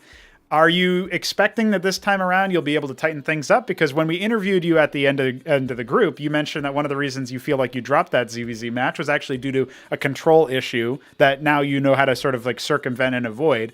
Are you feeling like you'll end up being much more confident as a Zerg against him? Yeah, during the group stage, I didn't really get to... Around that time, I didn't really get to play that many games, so I was kind of out of a little practice, but I've been able to play a lot recently. So I think I'll do pretty good. Okay, and does that extend to any race? Are you confident regardless of the matchup? Yeah.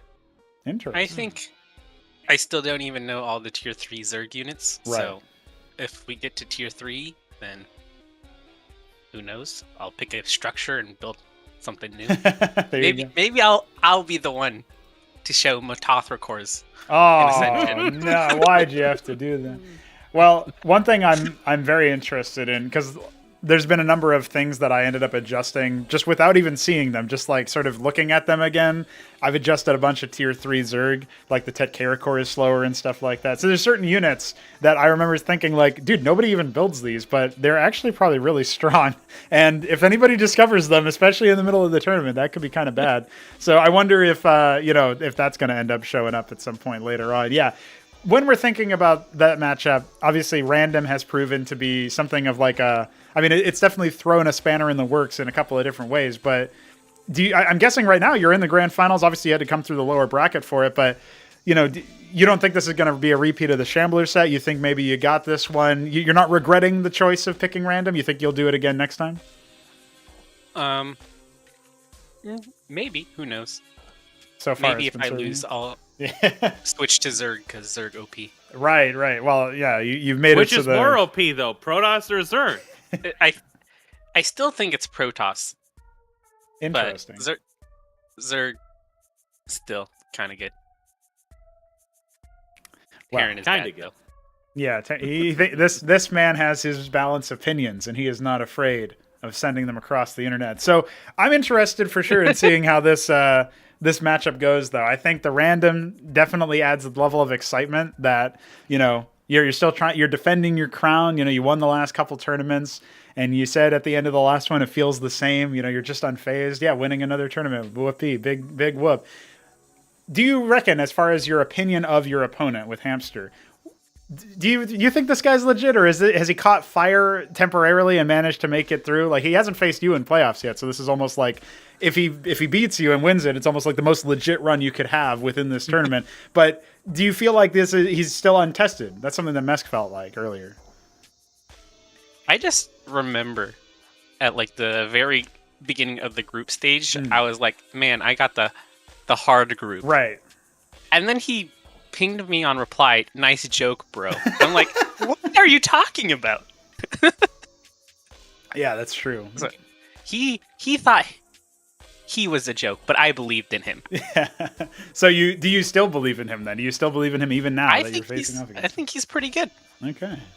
Yeah, I'm interested in that. When he watched you defeat Neblime, he wrote "My death closes," which I assume is like "My death approaches," you know, closes in or something. Like he thinks every single time he's faced off against somebody, he's always said something a little self-deprecating, like, "Oh, you know, don't hurt me too hard," or, you know, don't spank me too hard, or whatever. Like he's really worried. He thinks he's going to lose every set. Resistant. And then I see through his lies. Yeah, then he just rocks up in 3-0s Neblime, 3-1s the Shambler, looking to maybe do the same to you. So yeah, it's funny because he doesn't seem to have that much faith in himself, at least the way that he projects it.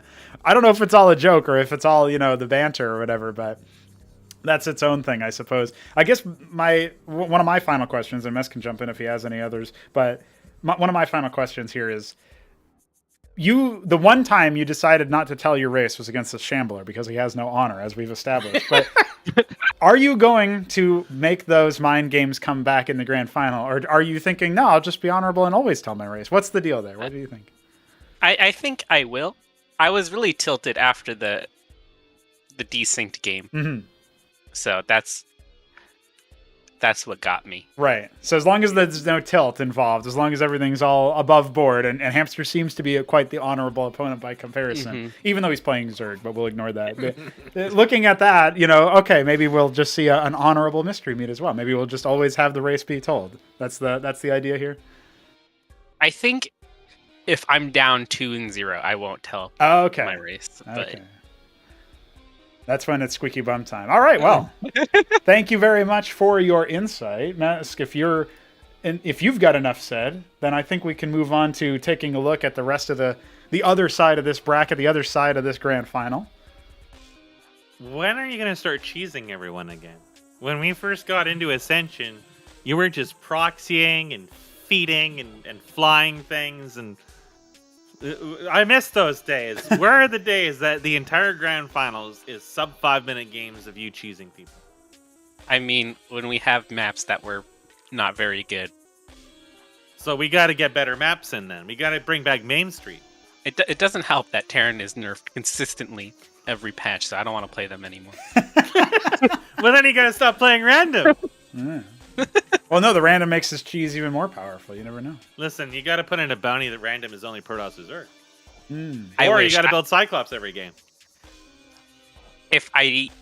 My prediction is I random Terran every single time. Okay. We got some random.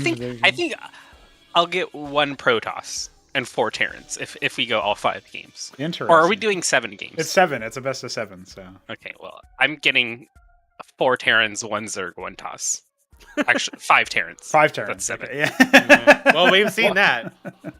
One of each race, and then the rest Terran. Okay. That was 3 Crow, wasn't it? Yeah, he in a best of 5, he rolled Terran the last 4 games. He rolled. Yeah, I think but he had a Terran once. in a random practice or something like that right before. Oh, it, so yes. It was actually 5 in a row. Yeah. No, yeah, it was Terran 5 games in a row technically, and then he played Protoss in the last one. All right, so that's how that worked. That's how he reversed. I really like Hoopsaya just jumping between YouTube and Twitch. Yeah, well, he needs to use his Twitch emotes, bro. He has to say, "Hey, it's me, Goku." So, with that all said and done, I think we can let you go, Miss. You can center yourself, find your meat, and absolutely get ready to smash because he is awaiting you. Hamster is awaiting you. We'll do our pick bands, and yeah, big caw indeed. I agree with Beaver. Thanks again for the interview, and hopefully we're doing the same thing after the whole set is done. We'll be interviewing the winner, so maybe that'll be you. It could even be you. It could be you. Bye. Bye. You could be. Well, Mesk, insightful answers as always from Mystery Meat. We get a thinking, and we see how he was feeling about that match. It was cathartic to know that even he could not believe that Neblime was building Cyclops. That was Neblime secretly was hiding his power level here. Yeah, it's pretty good. So, waiting on a response to... I did actually write out a bunch of questions here for Hamster. We'll see when he can respond to those. But in the meantime, I can start pinging our players for picking... or for the whole pick ban thing. As Hamster is the higher seed, and this is going to be a best of 7, Hamster will get the ability to ban one map and pick our starter. And the remaining maps in the pool, I mean, this is probably just going to be him banning Ex Situ, let's be real. But maybe not. Maybe not. I'll take this opportunity to run to the bathroom really quick while this gets set up. Sure. Sounds good to me.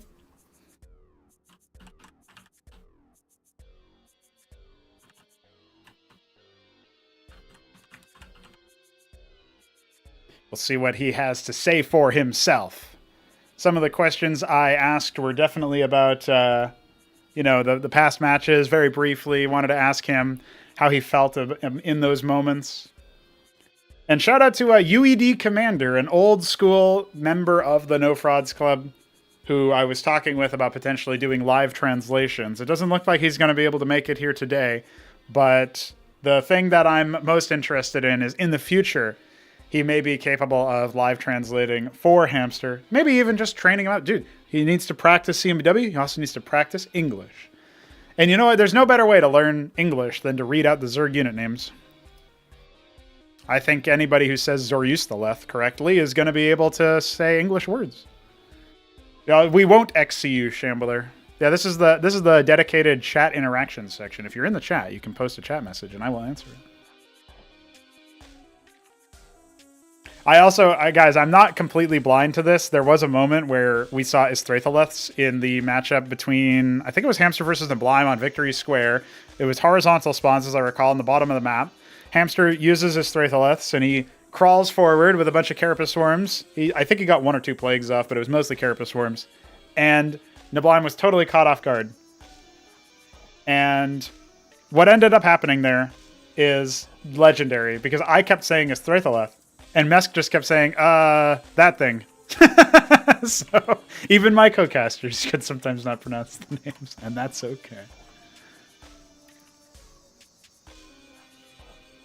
Why Ex Situ sucks essay? What is the structure to build more Tothra cores? Sorry, I removed that structure before this update. That's weird. I don't know why it is. Shambler is also wrong, but that's okay. I mean, he's right. He's right. Build the Tozrel Haunt. Definitely build that. That's what gives you more Tothra.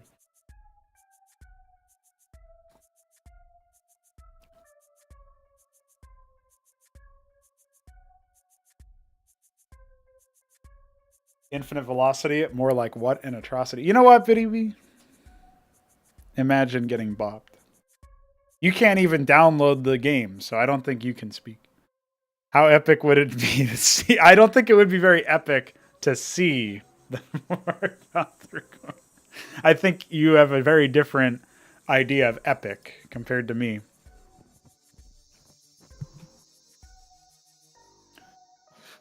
How are we doing? We are just waiting on Hamster to pick a map for starting and ban a map from the pool. We will see whenever he is available. I think he's currently furiously using Google Translate to answer my questions, but I'm not sure. Oh.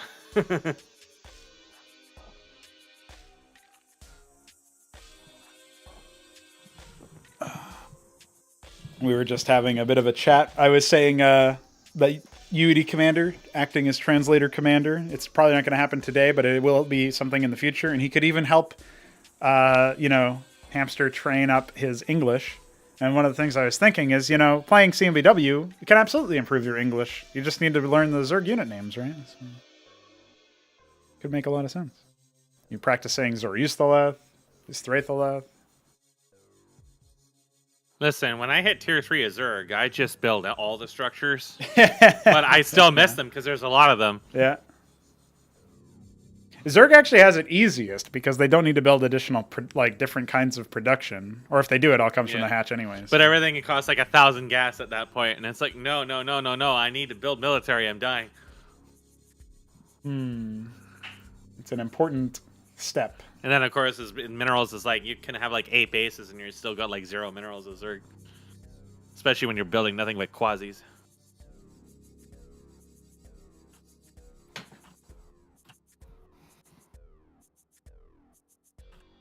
Luciferius is securing his booty very slowly. Very slowly. It's taking him a while to secure that.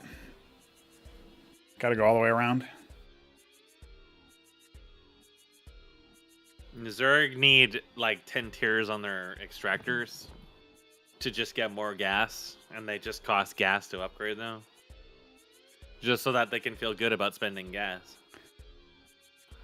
They can just spend more gas. It'll be just as useful as inject larva for the game state. I like that.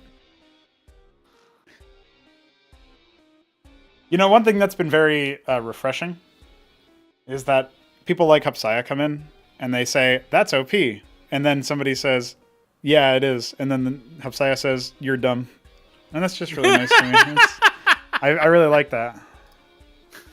I don't know the context of this, but it was the latest video. He's asking he's asking Veek what counters Solarians, and Veek just says IDK OP, and Hupsia is just, I think you're dumb and bad. It's just some of the commentary in that is really good, high quality stuff. So that's a good video. It also involves me saying stuff like, I don't know, there was some word, I think it was Mongoloid, he got banned for saying on Twitch, and like temp banned or whatever. And I just say it in the broadcast or in the video, and then I'm like, I really hope he's not watching this on stream. Can we get a Monka TOS in chat? Can we get a Keck W in chat? Some good stuff there. I don't know what those are, but I think I'll be happier for it. Well, Monka TOS is like, cancer. Yeah, Monka TOS is the Pepe frog holding up a TOS sign and getting really worried because it's terms of service. You can't even call people a simp on that platform. It's just stupid. It's just so gross. Well, they had to amend that rule because there was a pro player named Simp, among other things. Censorship is how you destroy content.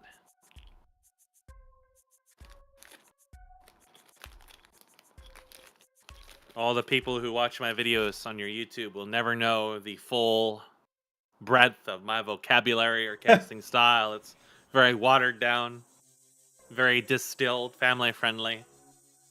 I have to oftentimes think for a long time about what words I'm going to use because it's like walking in with half a brain. Finding out that Hamster speaks Russian and not very good English really explained a lot. Like when he just kept DMing me the replays with, "Hi, Father, here are the replays." What's up, Dr. Mambo? Welcome. Yeah, we're just hanging out right now, waiting for Hamster to do his pick ban and respond to his stuff. It looks like he was scrambling a bit to get back somewhere. Might have been in a hamster wheel. He has to find the babushka that knows English.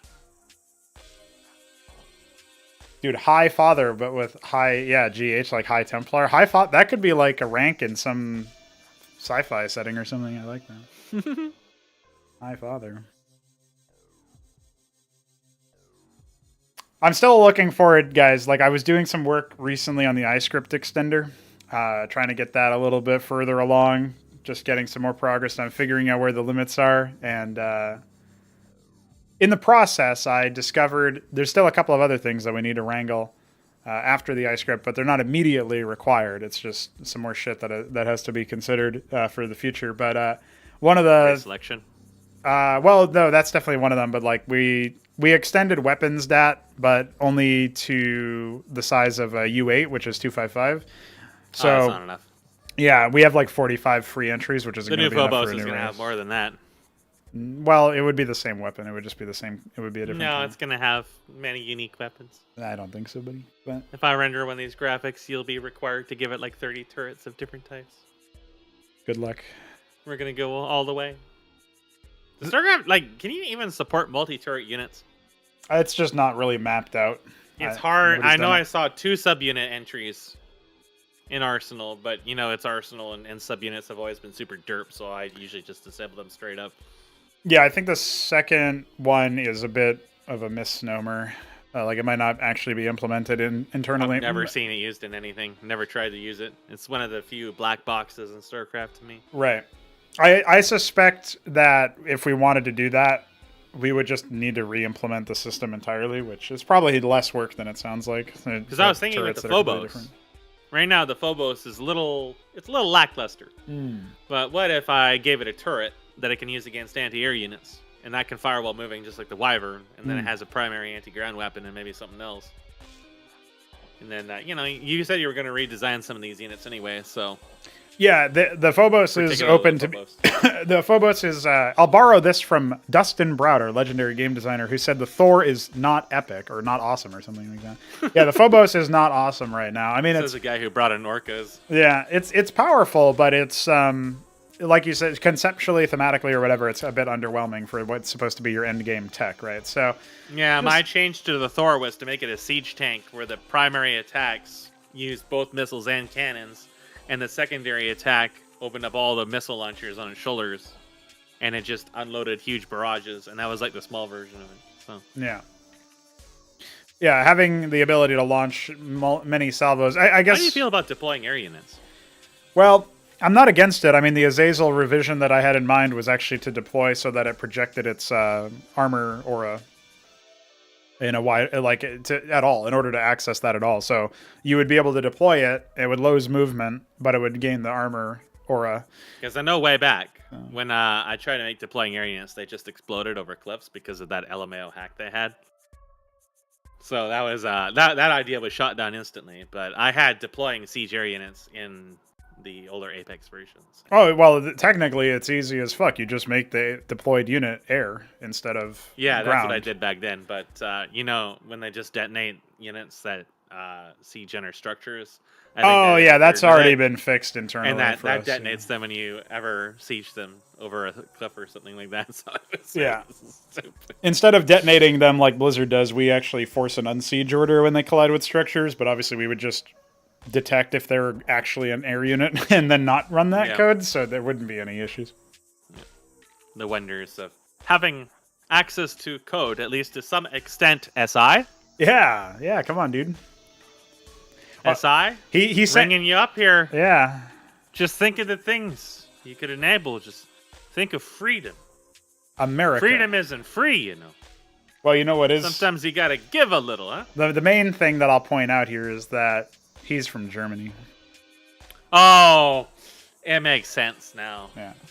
They never knew freedom. Definitely not today. Sad times. Well, I don't know what Hamster's doing. I'm assuming that he's bringing up his wheel to nuclear levels here. I'm not sure where he's at. Let me just double check that, Moscow time. Let's see what MSK is looking at. Yeah, he's 35 minutes past the curfew here. He said it would be 9 p.m. Moscow time, and it's 9:35. What's going on? Well, maybe he's enjoying some of that. I messaged him like 7 minutes ago saying, when you're ready, you can do the pick ban, and he said, sorry for expectation. I don't know what that means.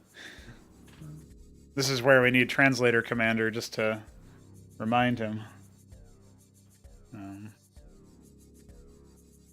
Where has he been, UED commander? I haven't seen him. Yeah, I don't know. I messaged him, I think, ever since the whole military action to go find Iquare in the Ukraine. He's not been feeling it. He's definitely, I feel like he's probably pretty isolated, since there's a lot of people who, in response to that, decided to like pillory anybody from that neck of the woods and just say, if you're Russian, you're bad and evil, right? LML, Reddit. So... I think maybe he might have just assumed that was a lot of people. I'm not sure. I'm honestly not sure. But I've never known anybody personally, but yeah, I talk to people who are not retards. Yes, yeah. So we are also not retards here, so he can always hang in. I told him, I can add you to the dumb phone poster ping, and when I take a walk, you'll get a notification. It might be 4 a.m. for you, but you can come in if you want. So I do appreciate Hapsia's Zerg emoji. It's actually the Zerg sigil from Starcraft 2 with a wheelchair overlaid on top of it. So that's how he feels about Hamster. Makes sense. Hamster is definitely got that wheelchair wind emoticon energy about him right now. I have viewed the hamster again, just to remind him that he does exist.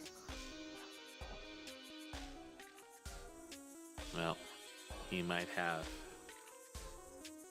many IRL turmoils like I do, where I'm just constantly running around back and forth in incessant chaos. Yeah. It might also be that he's like trying to answer all the questions and really struggling with translator. This is where, come on, dude, UED commander, got to step up. I thought about reaching out to Ichabod as well. I think Ichabod is from not Russia at large, but one of the satellite states around Russia. I think Kazakhstan maybe. So Kazakhstan, I guess is how the Americans say it. I have no idea how you're supposed to say it. Ah, okay. He answered the questions. That's what he was doing. Okay. So, all right. Well, we'll use this opportunity to say that we did actually ask some questions to Hamster. He's going to do his pick band now, and I'm going to read out the answers to his questions. So the first question I asked Hamster was, you've made it to the grand finals without losing a series, and only lost one map so far to the Shambler.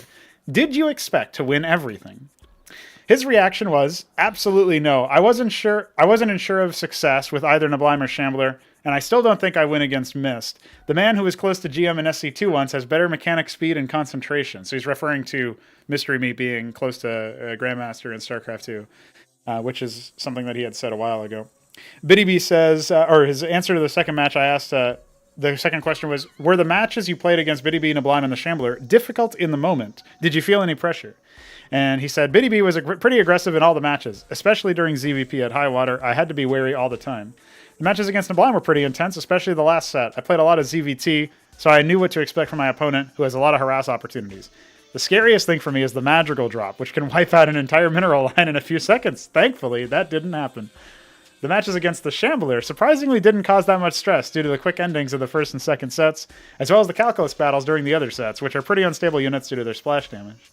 So, okay, seeming like he understands the game, at least in the TVZ and ZVZ matchups, right? It seems like he's doing okay.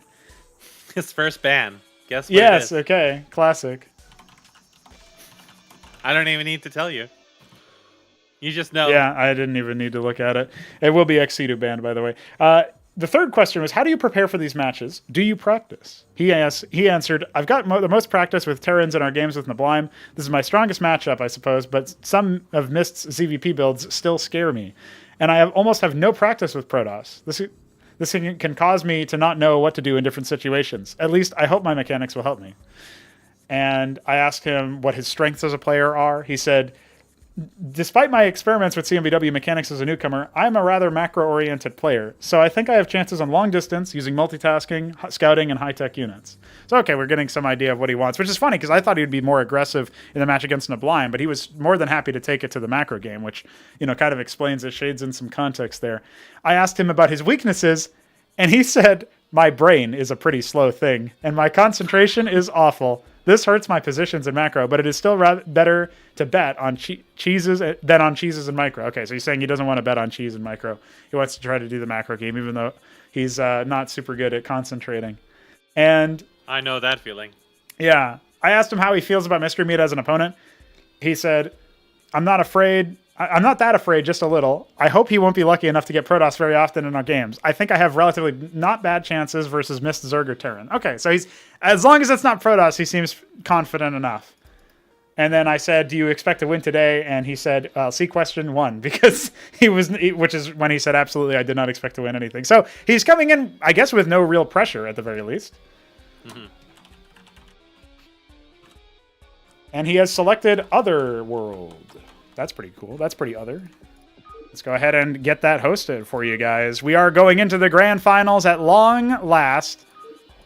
The hamster wheel is getting ready And I'm navigating all these folders to get that out of the replay. Jesus. And we will be starting us off, indeed, on Otherworld.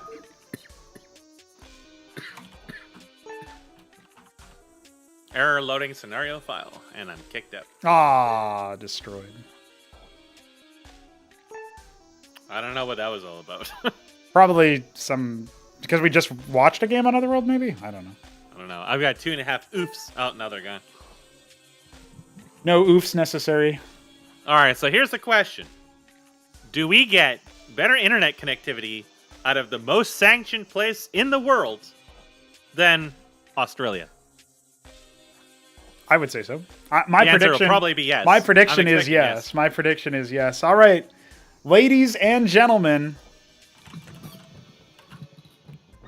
I am just about ready to kick things off. I don't know about you, Mask. I'm thinking. Let's see where this takes us. Yeah, I'm looking very, very forward to this. A lot of anticipation has been put into this very match. We have Hamster Zerg against Mystery Meets Random, and it looks like we are just about ready to get underway. Mystery Meat getting some water, and Hamster getting his wheel in order. I did want to point out, though, it is a little absurd that Hamster has the picture of a demented, like, Joker screenshot from the movie of just Joaquin Phoenix looking like an absolute baboon. And that's his picture. And he could win. He could win our tournament. He could just pop in here with his demented-ass looking face. I mean, Meats looks a little demented, too. Mystery Meat is ridiculous, but Hamster is like... You can't even be like, oh, dude, like... With Mystery Meat, it's like kind of funny, but also kind of Chad, and Hamster is just all absurd. It's like, what is going on with that picture, dude? Like, that could be something that you see in your nightmares or something. But it's also just so absurd the more you look at it. I don't know about that one. So... yeah, it does mean that our remaining maps after Otherworld, has, Ex Situ bit the dust, Otherworld was picked. That means we've got Derelict, Highwater, Infinite Velocity, Nitro Valley, Sideshow, and Victory Square. Now that's pretty based, so. The Ex Situ hate is real. It is real.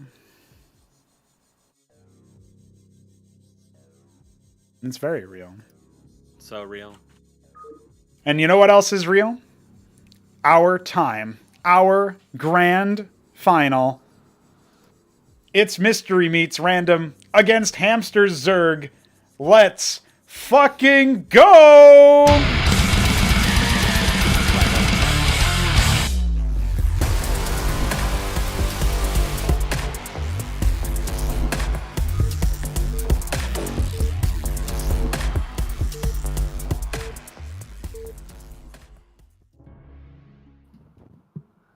Ladies and gentlemen, we're in. Hamster is in the top right as the yellow Zerg against the blue, platinum blue, Mystery Meat. Oh. And we have perfect connection on extra high brain cells. Can you believe it? Well, that answers that question. And it is immediately going to start us off with Zerg versus Protoss. And this is exactly what Hamster did not want, remember, from his text interview. He said, I am not looking forward to Mystery Meets Protoss. So he might look to end this one earlier on, as opposed to relying on the later stages, right? So it's a best of 7. Our players can roll into it. It's not really required that they come out guns blazing immediately, but it's definitely something that you got to worry about, right? You're not 100% sure what's coming. As Yoship would say, please look forward to it. Well, they're gonna meet almost dead center in the middle map. No tickle this time. Meat not exchanging the love of the tickle to him as he did to Neblime. It's a Quazeth pool first. For Quaz. Yeah. Yep. We almost never see anything but Quaz pool first. Zerg really don't like taking gas early on unless it's some kind of Nath rush. Whereas it looks like Meat's just going to go straight for the center. Drakita, no cheese. SMH. Workers peeping on each other's blouses. A little bit of tickling going on. Yeah, nothing really too intense. It's very, very standard so far, which maybe is what you would expect coming into the grand finals, right? We have the gateway first for none other than Mystery Meat. We've got Hamster tickling the scribe. I feel like maybe at this point you just start going back to harvesting, but he's hell-bent on rooting out his opponent. Looks like, again, it'll be the standard Nath opener. Nothing really heavily dedicated. And remember, they do take a little bit to make, right? It's about 25 seconds or so for the Naths to actually hatch, and then probably another 10 plus 15 seconds for them to get down to the other side of the map. So the Dracodon will be out in time. At most, maybe the Naths can do a little bit of micro and pick off a Scribe, but they would then be dissuaded, I think, from any further action. And we might not even see that much emotional damage. Looks like I don't think Neat will be too worried about this. Yeah. He'll be able to hold it off, and he's even getting a word in here, although that's not going to finish quite in time to do anything itself. The lone Dracodon should still be more than enough. I think the Naths are more here just for scouting and awareness than really... He doesn't really seem like super heavily dedicated on trying to all-in with Naths. Right now, he's just looking around for his opponent's Scribe, which we can see is slinking off towards the Otherworld. It looks like the Quasis will be able to actually catch it. So that's that. And the Nats on the other side, they just see, okay, you're making a Dracodon, you're making a Warden. They will spot a Zealot if they go any further down, and I'm not 100% sure Hamster saw that. That could be valuable information as he tries to save his Naths from the bloodthirsty fallen Protoss warrior. Hamster not willing to chase Mystery Meat across the full length of the Otherworld, searching for that worker. Yeah. He will not be lured in by the promises of lettuce, apples, or other such confectionaries, but he does discover this very fast expansion here from Mystery. He's also expanding himself while also getting the in-base hatch, so he won't really be able to punish it. I mean, he could tickle it with a Nath, but he's probably not going to actually do any real damage to it. I think when you see the fast expansion from the Protoss, one of the first things I would do is, instead of having that in-base hatch right there I would take the actual in-base expansion with that, you know? Yeah. Because that gives you access to instantly more Vespene if that's what you want for a tech rush, more minerals. It's just like a slightly more cost-efficient option. Normally, you might be worried of being pressured from the gateway units and stuff, but there's only the one gate. A second one is coming, but it's halfway done. The Nexus early on means that you're very, very limited. Now, the Scribe will finally end up dying to the Zethicors that have hatched, surely. Yeah. Just needs a little bit of micro here from Hamster, who's showcasing his, he did say his brain is a slow thing. I don't know, not sure what's up with that, but there you go. He'll squish it. It's the Canadian genetics that have been passed on from generation to generation. Another hatch coming out from him, taking that in the natural. So going up to 4 hatch production, this is something where he's fairly comfortable with in the early stages of the game, as Nats are also going to go ahead and scout Mystery Meat. Warden will zone them away. I'm not sure that one of them might end up dying here. Yeah, Focus Fire was good from Mystery Meat. So, you're not going to get both of them in any one swipe unless the Zerg player makes a massive mistake. But it's still good to thin that herd, because if you only have the one, then it's that much more vulnerable when you scout the next time around. We even have Quasi standing by the neutral anchor there, and a couple of Zets guarding the front base of Mystery Meat. So Hamster has some comfort in knowing kind of what to expect. He's also sending a patrol of 10 Zethicors outside to the Otherworld. Yeah, just going to try to put a little bit of pressure on. He doesn't want the Protoss to be nonstop building military and otherwise building pressure while he's trying to mostly make workers, although there's more Zets coming now when he sees that the Protoss has a substantial army. Fast Ardent Authority here. Yeah. So, that's going to be out quite soon. I mean, given that Hamster is only very casually mining gas right now. It's just the one worker. He's not spending it, but he's not exactly rushing to tier 2 either. If he has to turn around and make a whole bunch of Naths or something to try to dive into Cantor, it's going to use pretty much all the gas he's going to have. So, well, his 10 Zets are arriving. They're the Scribes are trying to block the attack on the Warden, and Hamster's not microing super well versus this, so this is buying a lot of time, but it looks like the Warden will actually be canceled, and there's a little bit of damage dealt to that. All the workers escape. Yeah, not a single worker death. That's pretty much the big thing there. That could have been a lot worse if Hamster was focused targeting that.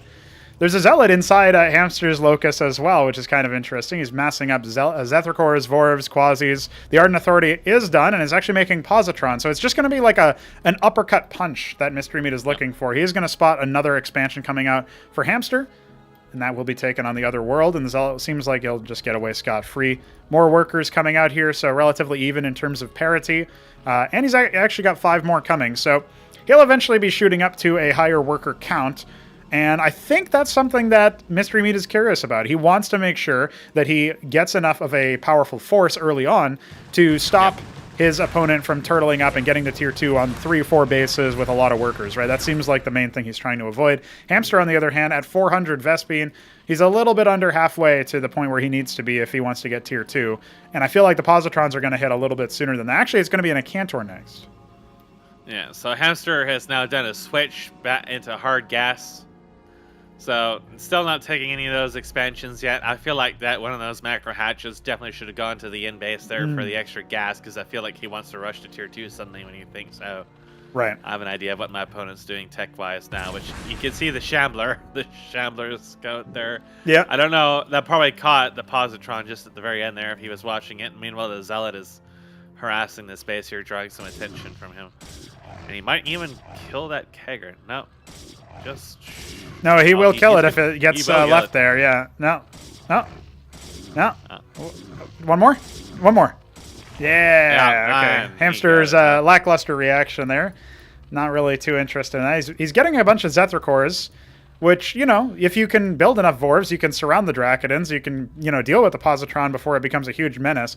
The Acantor coming, though, that's going to obviously shake things up quite a bit differently. He's now at that breakpoint where he can go for tier 2. He has mined enough Vespene, but he's about to start getting attacked inward. He has a lot of Zethra-cores. The question is if he can position them wisely. And this is also, you know, consuming a lot of his attention. He will finally put down tier 2. And he's got a round of he's going to want to surround this from both sides. Yeah. If this pushes in, he has to get in behind it with those units that are morphing right now. Yeah, and I think he's going to be able to do that, right? The defense has pushed his opponent away a little bit. He's adding another one. He doesn't have any presence on the ramp, so he's not going to have any cliff advantage going into this, and he will now hear the telltale shot of the Acantor as the Positrons are also moving in. There's a lot of splash damage mixed in with this army, and it looks like Mystery Meat is going to attempt it, but there's the flank you were talking about. The Acantor initially pocketed by the Vorvs. It looks like it will stay alive. One of the Positrons has gone down. The Acantor now at about half HP. The clump up is happening, but it looks like a lot of the other units are running cover, and now the Acantor is regenerating shields only barely. Then the Vorvicors hit it once again. The Quasis are really trying to dive on it. I'm not sure that it's going to be enough. The Positron stays alive with 6 HP, and that is probably going to be the main force here. The fact that the Acantor stayed alive, the fact that the Positron did, this is all Quaseth units for Hamster. Yeah. Well, he has stopped any damage to his bases. The Iris is done. He can choose to morph his Quas pool and make something a little bit more durable. He could go for Calculisks, which aren't really amazing against this, but would give some air pressure. He could make some Lyrilisks, which give him a little bit more splash and some leverage against those flash shielding. Or he could start morphing some of these defenses here too to give them a bit more range and damage. As right now, however, he's not doing anything at the moment. There's the Alkag Eteth coming. So now that's an interesting choice. You know, that very possibly could be Protathalors, right? Well, you're thinking of Vigrilisk or Kagrilisk. The Kagrilisk being like a souped-up Hydra, yeah, and the Vigrilisk being a really, really durable unit. Now, the Architect has arrived, and that means that these defenses are not long for this world. But you're right, he didn't end up mutating any of these into extra, you know, the extra power that you get out of the Scortrits. They also buys time versus things like the Architects. Yeah. No, I was thinking of he was going to go for Spire for the range from that. But Kagrilisk wouldn't be too bad against this, though, because they do get quite a bit of range. Yeah. But he has to do something soon in either event, because these are not tier 2 defenses. He can just run them down. He could try to remorph this here, too. Yeah, and if you're right, if he loses this base, it's probably going to be over. There's another engage attempted, but it's just the Quasis. He's not leveraged his tier 2 for anything. Here come the Kagrilisks, but it's probably about 30 seconds out before they find any impact, and by that point there might not be that much left. He's starting to remorph his defenses. His Scortrith is coming on below the actual Hatrask that is of this base, but the forward one has already fallen, and the money is relatively low. He's barely mining from his third base. Yep, he's pulling out the workers. They're going to go over to Meat Space to harvest from there, perhaps. Yeah, I'm not sure what those are for. I think he just wants to try to keep them alive if he can. Or maybe he's trying to set up a container surround it. Wouldn't be very, you know, long, considering there's a second Acantor now marching up. He burrows them instead. So his income has been cut very, very substantially. Mystery Meat has started to take the in-base behind this. He doesn't seem to be changing his tech up. Added a second Ardent Authority, 2 more gates to the count, and now the Scortrith is being dove. It's already been reduced into a circuit, so this is the point where the base is now going to start falling. And here comes the last-ditch attempt.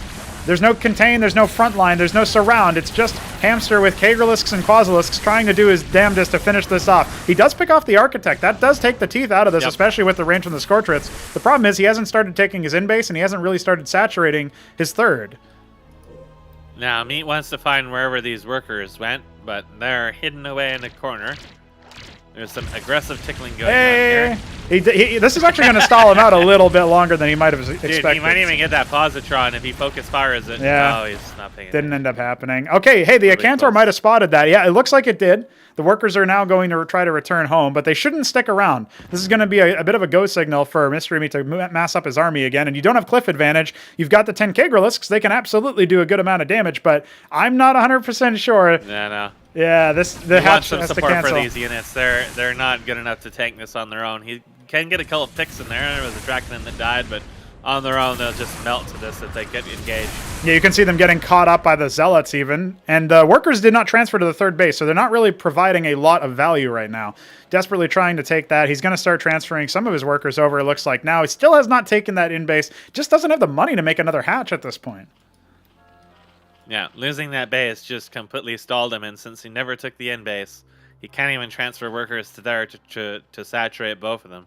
So he's just kind of like holding on. But Meat now, even if he doesn't feel comfortable to push in at the moment, which, I mean, when you look at his base, he's got another 2 Architects on route. He'll be pushing in soon anyways. He can just afford to turtle this out. And he really has to, because he's got a base up on the Zerg, and he's already at the optimal tech level to deal with just about anything a Zerg can do with what they have at the moment. I still think Protectors could help with this, but what he really wants to have is some kind of front line that can just dive in and take the initial shots. Yeah, I mean, with the Positrons and the Acantors charging on forward, I don't even think the Zealots are going to get cleaned up by these Kagrelisks. A lot of them ended up dying earlier on. Hamster will call GG because he can't replenish that force, and Mystery Meat rolls Protoss, takes the first map of the Grand Finals.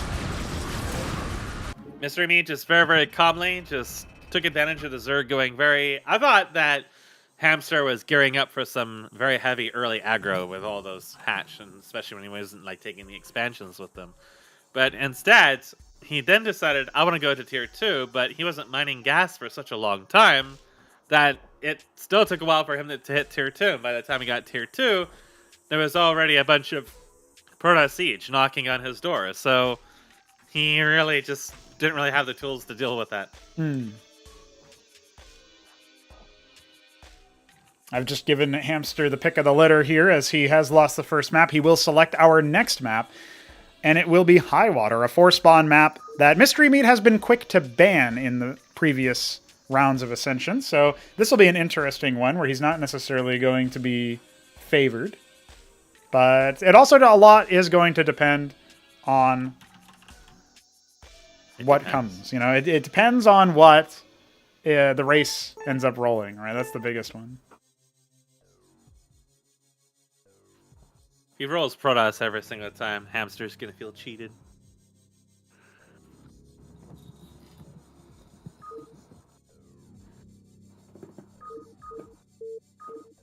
All right, GLHF is now in order as we are moving on to our second match. And, you know, that did get into an interesting territory, but I feel like the fact that it was Protoss, that's what set him... Oh, it's already beginning. It is Protoss. It's beginning. Well, Mystery Meat rolling Protoss here. It's horizontal spawns, top spawns on Highwater. We've got... A little closer. Yeah, Hamster as the beige Zerg against the Beast Ray Brown Protoss of Mystery Meat. Top left versus top right.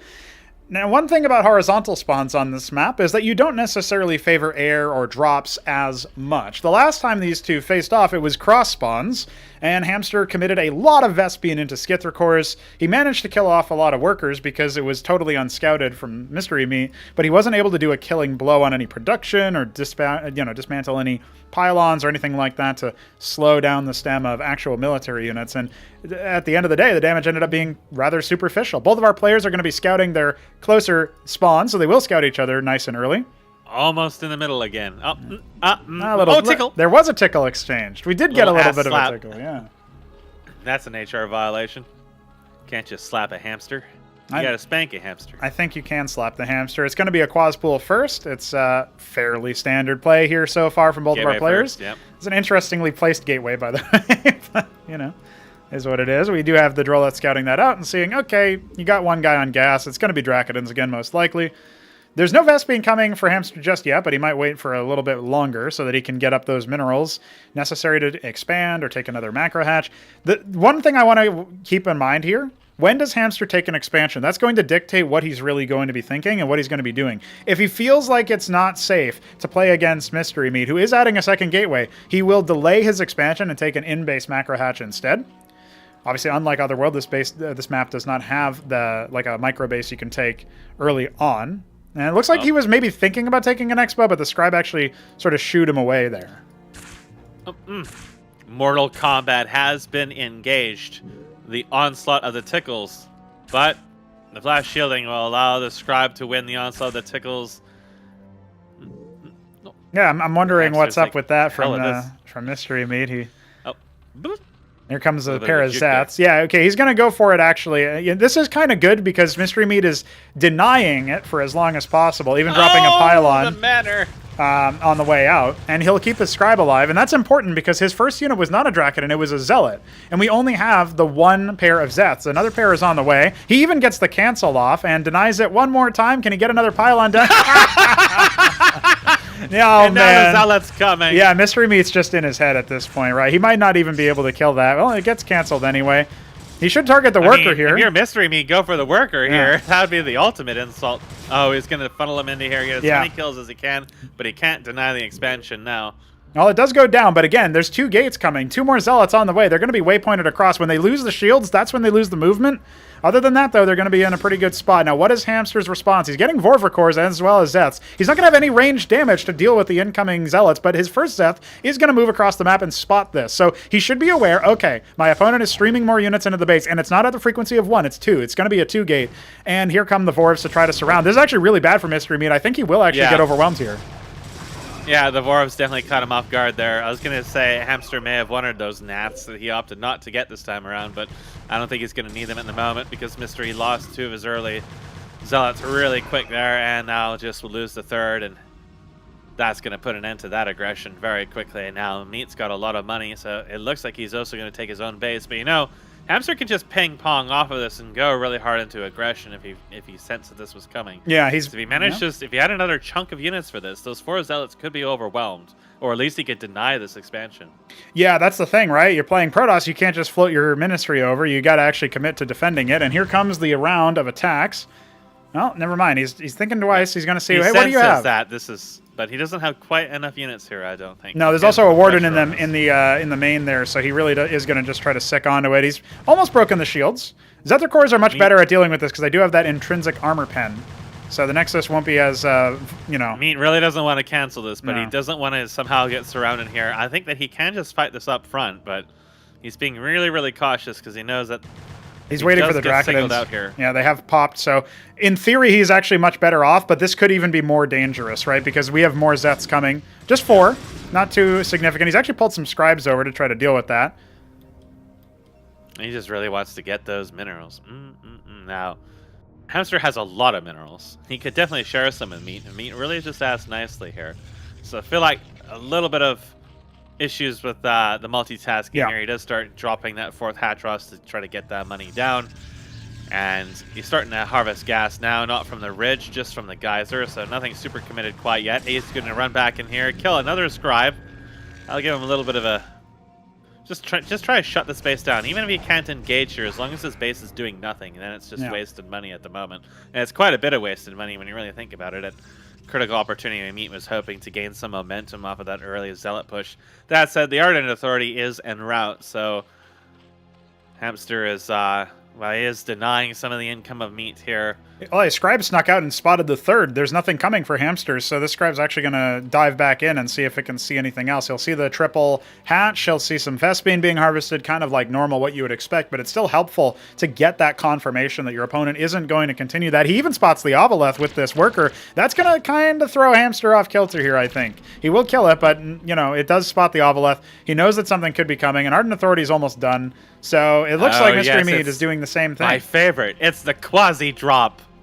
Wow, okay. Interesting. You know, with the Warden there, this could be pretty ineffective, but maybe he could deny harvesting on the ridge or something.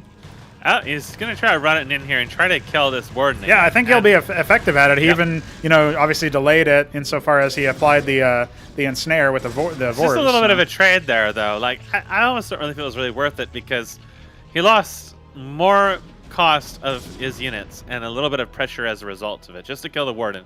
It's going to get rebuilt, so I mean, that is 300, but it's... Drops are here. I think, unfortunately for Hamster... I don't think this is going to do too Well, much. he does still have some of the units out that he can fall into, but it doesn't look like he's actually going to charge in. As soon as he sees the units here, he should dive in with those Zets and Vorvs. But yeah, it's slightly awkward timing. He ends up killing one worker, maybe make it 2. And yeah, the rest of the units aren't actually committing to it, which is a little weird. I felt like that, if he had all those reinforcements sitting in front of the Nat and he rushed in, I felt like Mystery Meat would not have taken the bait and sent over his whole army just to deal with 6 quasis. But he did, and there was a window there that he could have rushed in and just killed the warden and all the workers in the midst of all that. But now it's a little disjointed here, so he's the first Positron is Positron, out, and this is not something he really wants to engage in. Now he's been harvesting gas. Okay, now he's saturated that ridge. There's actually a Zorkas coming, so yeah, I feel like he senses there's another timing push about to happen here, and if he goes for tier 2, though, he's not going to be able to afford Gorga cores or whatever else he's pooling up. He's chosen for his expansion of choice a double gas base, right? So it's low on the minerals, high on the Vespene. That means that he will be able to build up a higher amount of gas if he so desires. He scouted there to see if the Protoss was moving out, and he's like, do I take the risk? And he's opted for the risk. And now Zovalith has spotted out the move out came right after. So whatever he's going to build now, is making quasis. He's got lots of minerals. He can just spam out 1,000 quasis. The Zorkas is finished. Ovalith is sniped, but that actually kept Mystery Meat's army on the other side. Usaleths. Interesting. He didn't really have much Vespene in the... Oh, he's actually making 3 Gorga cores at the natural. So that's kind of what I suspect. I thought it would be Gorgs. He's already spent his Vespene on tier 2. He could have morphed a ridiculous amount of Gorga cores and just charged directly, and sort of like what he did with Skither cores in the last fight. There's not that much splash damage. There's just the Positrons, the single Positron, in fact. He's got an Acantor coming. That's obviously only anti-ground splash. And the Architect, well, he's made a second Ardent Authority, starting to pump out Positrons. He scouts the move out once again with the Zets. I'm not sure that Mystery Meat will even suspect that this brazen double gas base is what he was taking. There's no defenses on it. You won't really see the Kagra if you just march up towards the 3rd. So yeah, I think this is going to catch him completely by surprise. Maybe once he scouts that there's no 3rd here, he'll be a little suspicious, but let's see what he does. Well, Meat doesn't have the damage of his forces. The Architects are very necessary to deal with Gorga cores. The Positron can help a little bit, but it's got no armor pen. Gorga cores, if they dive on top of that, can deal with so much of his forces.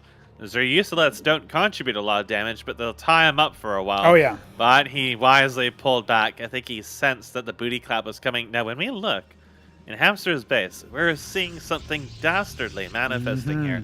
That is a Nidus that is being built.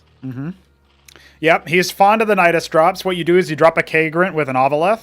Or you can just mutate an Iroleth and drop like a Circuith or something if you want it to be more boisterous, stay alive longer. Then you mutate the Nidus exit on the other side, and you get ready to barrel on in. A Gorga core is going to go ahead and scout out. Sees double Ardent Authority, double Gateway. This is kind of familiar, although it was up to 4 gates off of the other one, and Mystery Meat is taking a 3rd base. He might feel, again, like he's actually ahead. He has sent a Zealot to the bottom left to scout if that's where Hamster is expanded to, but we know it's the double gas base, and he is sitting pretty with 800 of each resource right now. Once again, getting the Alkai Giteth. He has some plans, Mask.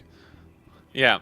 He knows that he's going to need something to dive into this. It's the same comp as the first game. He knows he has to kind of change things up.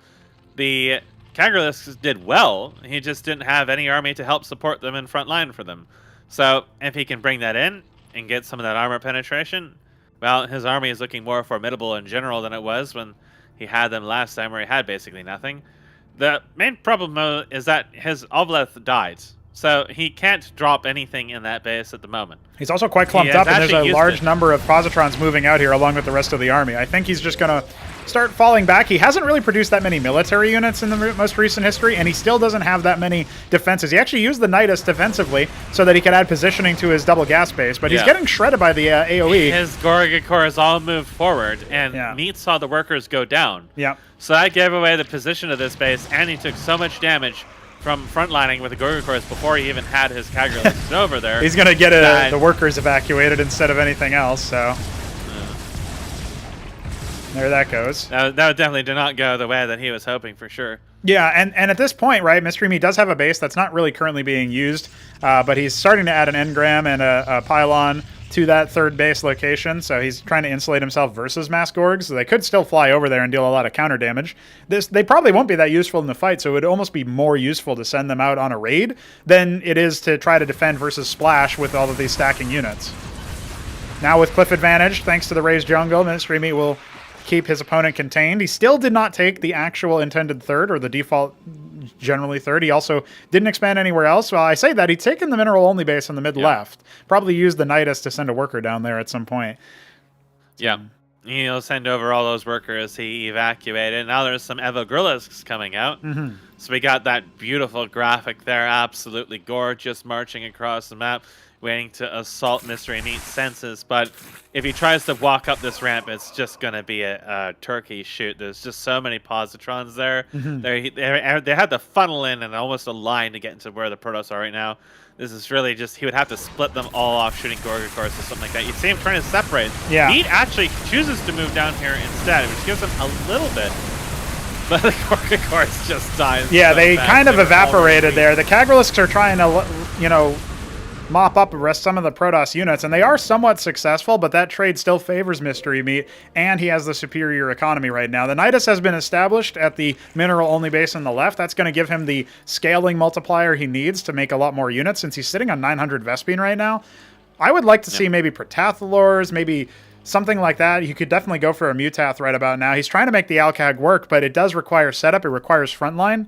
And we saw he only had a couple of Zorius and a couple of Gorgs, which were wounded already from the last couple of skirmishes.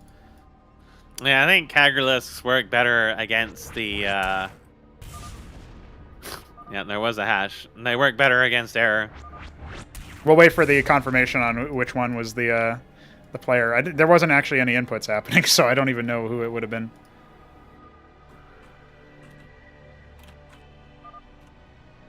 We'll see what they end up saying, because I didn't actually see a player in response. I didn't either. Yeah, so it might be one of us.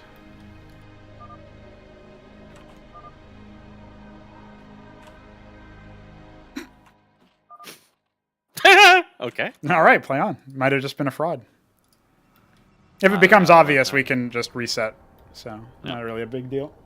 Yeah, the thing about the Evigrilisks, too, is that they have a lot of durability, but you need, like, them plus Zorius, you know, in order to actually breach this line. It's just so consolidated, and a lot of the units... Normally what happens when you have ranged units versus melee is they have to kind of, like, move forward and thus expose themselves more to the melee units in order to allow all of the units to actually attack, right? You stutter step forward or whatever so that your units in the back... Active Nation ID 0. Yeah, I think that would have been Hamster then. Yeah. Rest in penises. Yeah, I think at this point, I mean, we'll see how it goes, and but I'm pretty sure Mist is still going to have it anyway. So yeah. Hamster realized he was already messed up anyway. So yeah, I really don't think that he had the right composition there. He's been trying to make the Alcag work for a number of times now, and it's just not really worked for him. It can work, but he can't fight up the ramp. Yeah. The first game, he was too far behind for it to work. In the second game, he was trying to fight up the ramp against 3 layers of AoE. Like, even if you worked on a ramp, that's still not a good fight to take with only ground units. And then the Gorgs were already so wounded they weren't going to do anything. It felt like he needed to make opportunities elsewhere rather than try to fight that. Like, just turtle up with a bunch of defenses. Yeah. And then use your Nidus to go around the map and just... try to pull the army elsewhere, force Meat to commit, and then try to surround him. Really anything but trying to force your way into the army. Well, we're going to have to see if Mystery Meat's luck continues. He's going to Sideshow by request from Hamster.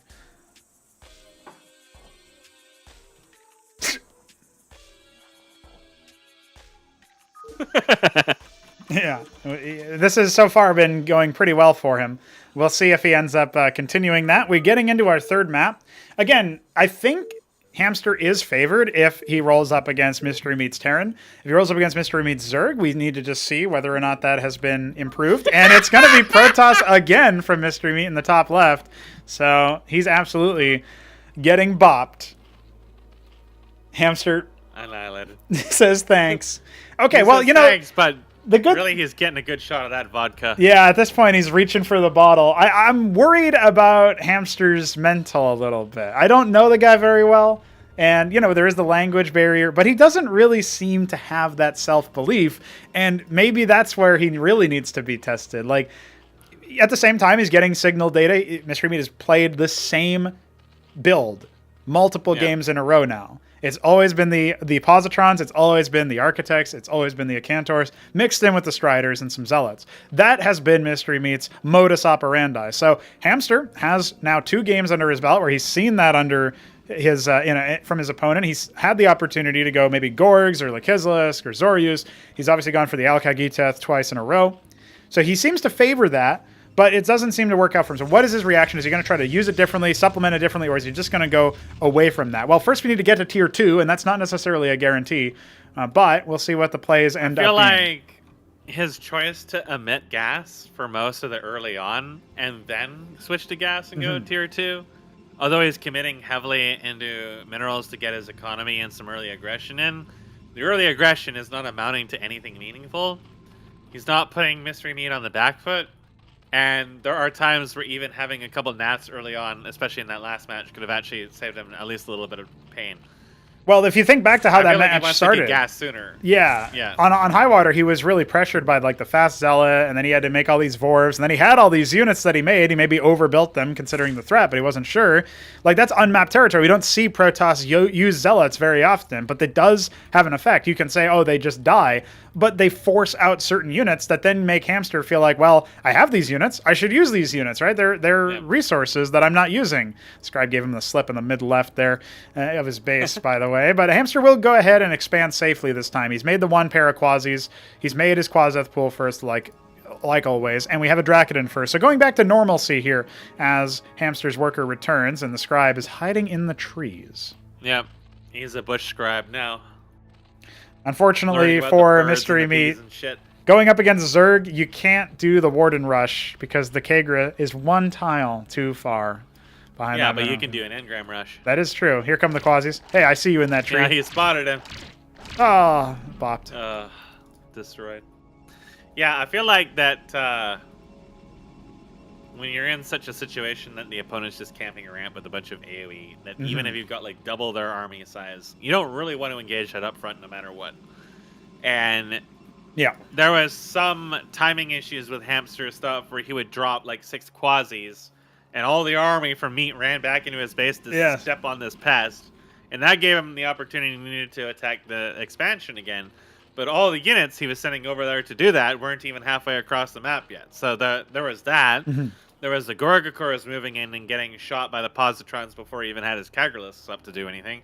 So there was just like, I don't know if it's just nerves, just, you know, maybe not quite being in the right position at the right time, or his timing was just off. But those were both opportunities that, you know, any single one didn't necessarily end the game, but it definitely hurt a lot for him, particularly later on for, you know, to feel like he has to assault this plateau that is not moving at all.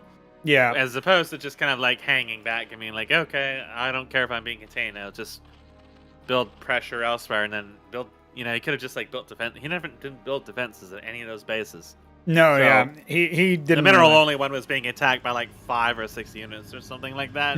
So, you know, it already has to be abandoned, and he could have just like built enough over there just to protect it. And then, you know, now Meat has to move his army over there. Suddenly he's off the ramp. Yes. You've got the map open. Yeah, could have attacked. Yeah. I mean, when he had those wounded Gorgs, they weren't going to do anything to the army. They could have raided that engram that was building at the 3rd before it finished and really did anything. We have lattices making vassals. There's 2 of them, so it's quite the mineral investment here. And a Hydrith then coming beneath the geyser of the natural for Hamster. So I'm interested in what the reaction is going to be. He's got the borrowed Quasis out, but the air units could get him by surprise, and if they strike with enough force... I mean, the Nathracor pair is coming. I feel like they'll be able to scout the potential for this relatively fast. Actually, there's going to even be a bit of a move out here with the ground army as well. This will be spotted by the Quasis. At least he should have been aware of that on the minimap. He moved his camera over there a little bit too late, but he saw something. So the Nat's coming out here. That might, he's convinced that he needs to make a Kagrant into a Circuith, but really what he should be prepping at some point is anti-air. He just doesn't know it yet. There's now 5, going to be soon to be 7 vassals. The Nats should confirm this. Nats in sufficient numbers will deal quite well with vassals. I've had issues with that myself in Biddy B. I think it was Biddy B was going mass vassals, and I just happened to make Nats, and it was like, oh, this actually works quite well.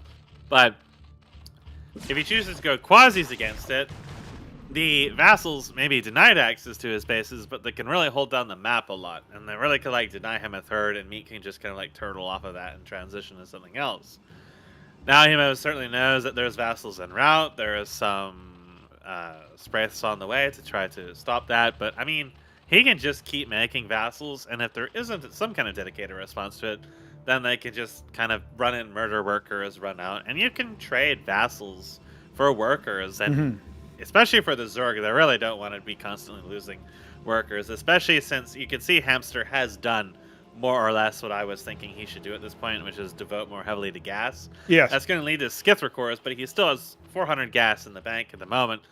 Tier 2 is much more viable for him at this stage, especially if he can repel this and not really suffer too much damage from it. His Zeth at the 3 o'clock even revealed the presence of the vassals, so they're only going to be able to get maybe 4 or 5 kills on the worker line before the Skithra cores just murder them, and that's going to make Mystery Meat feel like he also needs to do something. Now, when you're going up against Zerg and you kill a lot of workers, you might feel kind of good about yourself, but unless you can pressure after that and actually do something with it, a couple of cycles of larva and they're back at a higher count than you left them at. So that, to me, feels a little bit scary. You've forced out the investment of 8 Skithra cores. That's 50 gas times 8. There's a lot of Vespene afforded into that. An Ardent Authority is coming, but it's much more delayed than before. We only have the 1 Warden, a second one at about 25% in the natural. You can say the same thing about the main. And there's not really any splash control here. So the Skithra cores can and will just shred through workers if given the opportunity. And so he's going to respond in kind, just start trying to eviscerate a bunch of the worker count. Keep an eye here. Mystery Meat falling they now. all got bunched up on that cannon that was building, and he got a lot of hits in. He did, yeah. He went from 41 to 32, so that's a difference of 9, almost 10, maybe even, it might have even been 10. I only started counting a little bit later. There, even he loses his vassals to boot. So, you know, okay, that cost a lot more Vespene for Hamster than it did for Mist, but the fact of the matter is that it takes longer for the Protoss to replenish their stocks there. He's killed the pylon that was blocking his third. Hamster can try to take that at some point, massing up his Skithra cores to maybe dart into the main and see what's going on there. He's going to see positrons making out of the Ardent Authority, or at least he's going to see the Ardent Authority part of that. Puts 2 and 2 together. The big difference between this and the other games is because he went for lattices and his army is like a mix of manifolds and Drakons. His front line is not as strong as it was in the others at this point in the game, which means that even if he moves out at this moment, there isn't quite as much pressure on Hamster as there was before, and he's just going to keep putting in pressure here, which may be the better choice, even if it comes at the cost of some of his units. But, yeah, they're all bunched up, and he's only managed to kill like 3 or 4 workers there, and he's lost pretty much all of the skiths in the process. So he tried to run into the Nat with his Zeths at the meantime, but there was 2 wardens there, and it doesn't look like he got really anything out of that either. So the split attack wasn't terribly effective. But yeah, in the back foot of this, Tier 2 is coming for Hamster. So while he would have liked to have more damage from that, he's in a slightly better position overall, so long as he can bounce back and his next engagement goes well enough for him. Well, the biggest threat from Mystery Meat is definitely from the ground as well, right? So these 2 Quasilisks are confirming that there's, you know, a couple of units here and there. Skithra cores are going to intercept one of these vassals, it looks like. Of course, if it just walks away, then it doesn't get hit by the return projectile, which is going to be pretty considerable damage aversion. He's got Quasis. Yeah, you know, these are just for scouting. Of that third, right? Yeah. So it is still pretty good, yeah. Unfortunately for him, he is going to end up losing them, so. Oh, well, rest in penises. Yeah, the 1 vassal drags them all the way back. Now there's double Architect coming, so, I mean, Positrons are pretty durable units, but there is not as many Striders to guard this now, so. Interestingly enough, we do have Tier 2 completed. 700 Vespene in the tank, so what does Hamster want to do with it? He's taking 6 o'clock at the same time. He's not really harvesting too many minerals from the third, but he's starting to set up some defenses, and that will be spotted by this 1 vassal that's very, very low HP. The tickling will continue. Not really. Oh, nah. He wants to see what tech is coming. But there is no tech coming yet. He'll spot the Iral Iris, and that's pretty much all he'll spot. You know, that's a good confirmation at that point. Yeah, it's tier 2, but no structure yet. I'm going to move out now. Yeah. That was it. That's a good signal for him to start making his way across the set and see if he can... you really want to morph these circuits at this point. Yeah. Like, you really need him. He's going Mutav and double Kaffirlosk, but he really needs to morph these defenses, or we're going to see a repeat where he just gets run over because there's a lot of positrons. He's got some Hydras and Irazir, of course, but there's not that many of them. Yeah, this army is very, very weak for Hamster, and that only one of the defenses is actually being evolved. I think maybe he was worried about a move-out imminent and wanted to keep them ready to attack. The problem is the Scorchwrath is so far away at this point, so what is he really going to do? Is 6 o'clock base finished? Morphing some of them. Okay, so it's going to be about 20 seconds before those are operational, maybe a little bit less, but now the Architect is here. It's not actually being protected. It will need to fall away, and Mystery Meat's reaction is just to attack move into it, which is not really the best course of action there, but the Architect does end up escaping. Now, one of the things you can do as soon as the Mutath finishes here, the Hydrith Den is also coming, is... Ooh! From downtown, the Scorchwrath ends up popping it. That is a good move from the Architect. Those defenses really helped out there. That range definitely caught Meat off guard. Yeah, absolutely. He can try to chisel these down, but it's going to take him a while. Meanwhile, there is a 4th base for Hamster. It's not doing anything at the moment. Yeah. Basically just extra production right about now. Adding another Kagran down below. It's going to get tickled down by that Architect. He's just sending like a Hydra across every so often is actually disrupting the Architect's ability to shoot consistently on the defenses, which gives them time to remorph. We have Protathalors coming to counter range with range. It's not a bad choice. We've got some Tetzoricors coming from the Kaffirlosk. Yeah. And now the engagement is coming in for Mead. He wants to try to fight at this point, but the Scorchwraths are completed. And the Protathalors are now starting to arrive. The Golems are already starting to fall. One of the Kagrans finishes a circuit, and that just occupies a little bit of time, a little bit of attack move. We still have 6 Protathalors here. We can absolutely see a response. And here come the Chads themselves, the Tetzoricors sauntering onto the battlefield. They're going to sustain a lot more damage, and if they get onto you, they will have lifesteal. So remember that. They can actually do quite a bit more durability-wise if they can stick to their targets. There's forcing Meat back. There's not really that many defenses left.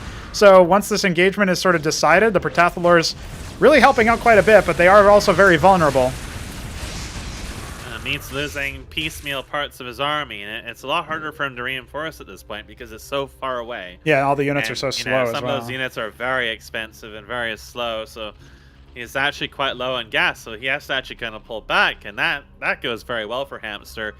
He didn't really hard win the engage, but he kept his base alive, which is really the most important part, is he didn't start bleeding resources or economy due to that. And I mean, Meat sneaking ahead on worker count because of that 30 started in the midst of that, but Hamster has his 4th he can finally tend to now.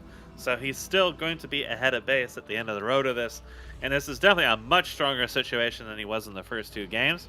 And he has a composition that can actually deal with this, and he's stopped the count of positrons and other things from getting to be too out of control too early on. So he's definitely in a little bit better of a position now. He absolutely needs to maintain control of the ramp versus the Architects. There's 3 of them now, and that will result in total destruction of his front line, as well as the Protathalors if they're engaged on open ground. The Protathalor has 10 range. Oh, look at this. He's got a Gosvalith that's moving around. He's building a Kagran in the middle of his base.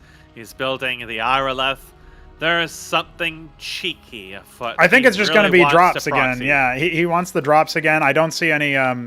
This is what he does. He uses a Gosvalith so he doesn't have to remake it. And yeah, he's just going to mutate them into defenses. This could make Mystery Meat's slow army respond to something like that. The only problem is that there's engrams being added. He's really spamming out nothing but Ardent Authorities right about now. And the Vassal will even go ahead and spot this base over here. There's actually no anti-air, funnily enough, with the Protathalors and the Tetzoricors. They don't attack up. Yep. So he is going to need to respond to that some other way. Yeah, me not a firm believer of the Solarian Dream. That could actually get him into some trouble. Oh boy, but the Hamster's army's moving in. Protathalors deals so much damage in this number. Yeah. My only concern is whether or not they engage on open ground. The Tetzoricors up here, letting the Protoss get close. Yeah. The Tetzoricors are also the ones that you want to be sustaining on the front line, so they clean out all the Zealots. The Servitors and Manifolds are occupying the Protathalor's energy and time, but unfortunately, I think it's just going to end up being a total wipe. Now, Hamster has enough money he can remax, but I think he was angling towards tier 3 as the 9 o'clock base is starting to get colonized here by the by Mystery Meat. His Scribe ends up getting Scribe killed. got fucked. Yeah. But yeah, you know, the 3 Architects are still alive. That's really the important part. Everything else is kind of replaceable. Yeah, he kind of like moved back, but all of his units kind of like stood there. And then the Protoss was allowed to get close to him without taking any shots at all. And then the melee died because they were taking damage from all of that. It was a little rough for him. Taking the 6... Look at the 6 o'clock and 12 o'clock bases. Architecturally, they're designed so you can siege the minerals from this position. And Hamster has taken it versus Architects, Dracodins, you know, Positrons, all this stuff. This is not really the situation you want to be in. And he needs minerals mostly right about now. He is coming in with 3 Scorchrits on Irolith, so they might be able to do some damage here, but they're way pointed towards the main as opposed to the third. And I would definitely prefer the third here, especially if you can, they're going to take shots from that engram coming over this. If he doesn't respond right away, he's going to end up losing them. Well, I think they'll be durable enough that they'll get away, but just one of them. Okay, one of them ends up dying. The other 2 can drop here, and it looks like they will, but just as Architects finish, well, that's not going to be too useful, and now, yeah, I think maybe this is going to be entirely ineffectual. Maybe if the 3rd Scorchrith was there, that could have been something, but at the same time, the 3rd is under attack. Well, they're all attacking different targets, too, right? Yeah. Like, they could have focused on the Architects, and it might have actually gotten them some damage, but... Fortuitous timing attacking there. the North Warden. Yeah. Now I'm going to try to swerve around and snipe the 6 o'clock base from the ramp. It's a very tight ramp, but he's going to have cliff advantage on the circuits. And it doesn't seem like there's a huge engagement coming. But from the other side, now using cliff advantage against Hamster's army, the Cantors are firing off some shots. The Architects can also make ready to do that. But Hamster recognizes, I can't fight that army up front. I need to go squish his 9 o'clock. That's going to be his 4th base. Then we'll be even on bases again. Well, maybe not, though. He's still trying to figure out where his opponent's going to come from, and his units are kind of being ineffective in the middle of the map right about now. Clumped up, and the Tetzoricors can't make it over to the front line to do anything because they're being body blocked by the Protathalors, which are also dying. So, yeah, this is a real unfortunate situation for Hamster. It feels like the game is slipping out of his hands. Yeah. He's making calculusks now. I mean, they worked for him so well in other matches, but Meat's got precisely when he needs to deal with calculus. That said, there's some unit control kerfluffles going on with both units here. These Protathalors were going to kill that Positron very easily, but they suddenly got tasked onto an Architect in the middle of the army and just ignored it, spun around, and then died when that could have been at least a free Positron kill for him. He killed one of them, but didn't kill the other that was very, very low, so absolutely. Oh, these calculus are going to get dragged in here, and now they're also going to die. Oh, no, the Positron's dealing splash damage. Yeah, Hamster... His ace in the hole, perhaps, with the calculus. He's got a lot of money, but not really a lot of production. He's not making anything with his Oxal larva over here with the Kafrolosks. Yeah, he's... yeah, he's going to call it. That's what I was experiencing. He was just going to call at this point. Well, surely Meat's luck will run out now. Surely he's not going to roll a random Protoss a 4th time in a row. So far, it's going exactly as Mystery Meat wanted. He just gets Protoss the whole time. And, this is the PVZ Grand Finals. Yeah. What? Random? He was never random. What are you talking about? Yeah.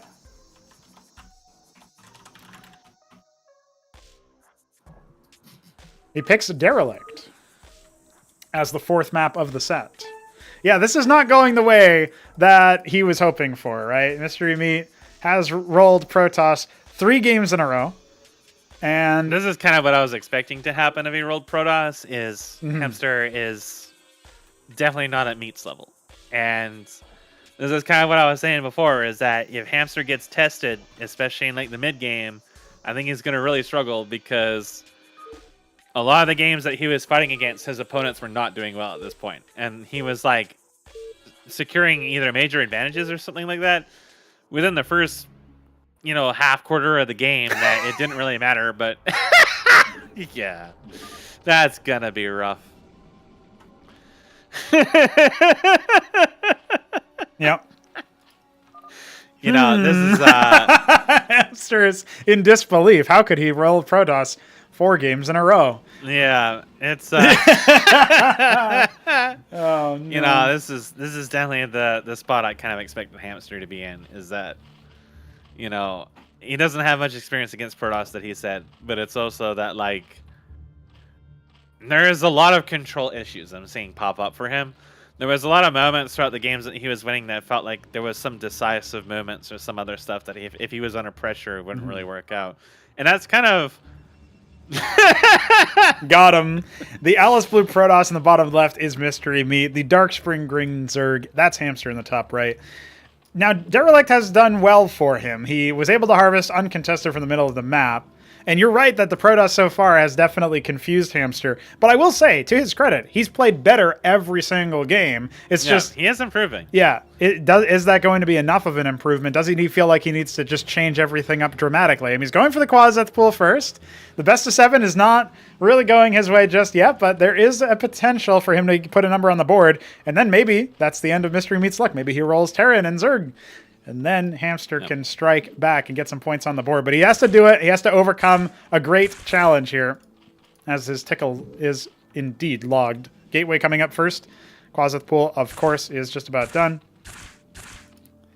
That one draw out that's fairly low is also being targeted over and over again. There's definitely, like, what he needed to tidy up in the last game was control and positioning really was important. Because there was just a lot of cases where he was on the back foot at that point in the game, but there was just a lot of cases where his units were just doing really silly things. Also, he is about to lose a worker here to this scribe if he's not careful. Yeah. Well, here's the quasis. But he's got some quasis, so at least he'll be spared that embarrassment. Oh. And I mean, Meat at this point is not pressured to do anything different. No. He can just keep doing the same thing, and I mean, that's also a learning experience for Hamster, where he's trying different things. He had much more success with the Protathlors. I felt like if he had made Bactylisks and just used them just to backline and not engage the Positrons, you know, just some like other mix up there. He had a decent combination with what he had, but there was so many times he lost his army for seemingly silly things. Meanwhile, in the middle of the map, Meat is now collecting. Yeah, this is the cost. Some gas here. Yeah, this is why you hunt down the scribe instead of, you know, being a little bit slow to the Look at Meat's army composition. Look at it. He's got 2 zealots. Mm-hmm. And he's making 1 Drakiden, and he's already expanding. Yep. Well, there's an in-base hatch he's coming. even lighter on resources in this game than he was on the others in terms of military units. He's just not really too worried about the early part of the game now. One thing that I'm looking forward to is whether Hamster changes up the mid-game strategy, because it looks like we'll get there, at least to some degree. Will he ever scout the middle of the map on his own is the question. You know, he's done it to him. He's done it to Shambler. Is he going to expect Mystery Meat to do it to him? Because that's what you can do. If you're Mystery Meat, you're like, hey, I'll do the same thing. You know, my worker scout survived. Well, I mean, I think that's kind of what caught Meat off guard with Neblime. Yeah. Was that Neblime is not, you know, he's done some cheesy stuff, but do you normally expect Neblime to be the one to rush Ahmed, burn down the Atlases, and then use a nice immediately? Not really. I mean, you don't even see Neblime on that map, hardly. No. And if it is, it's usually some macro game, like against 3-Crow. Right. So, you know, you might do that against him a whole bunch of times, but suddenly he's going to do it, and, like, you're not even, like, consciously really preparing for it. I mean, he scouted it, but there was, like, no real, like, he had fast expanded and everything. And his quadrats was so late in that. So, yeah, you can get, you always have to be just kind of consciously aware that these things are always there and that they can happen just because they don't always do that, you know. You just get into a comfort zone of thinking somebody's going to do one specific thing. Like, I think in this, there's a worker that's about to die to a zealot that had no. There's no reason why that needed to happen. Absolutely. Yeah, I was watching that. I'm just like, surely the zealot died. No, he pulled his Zets away. I thought maybe he was going to threaten a counterattack or something, but well, he does have a lot of them, so there is that. A couple of them are idling by the ramp. We'll see if he catches them. He does. Another hatch being made, so he's going up to 4 hatch production once again. Seems to be a comfortable location. 4 or 5 hatch before he takes a third.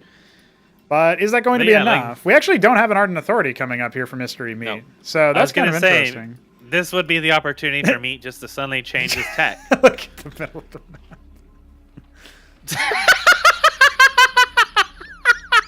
He's looking. Hamster's looking. Yeah, he's just sent his causes. Hey, you can't be doing that. This is my job. See you, nerd. Oh, he gets one last one in before.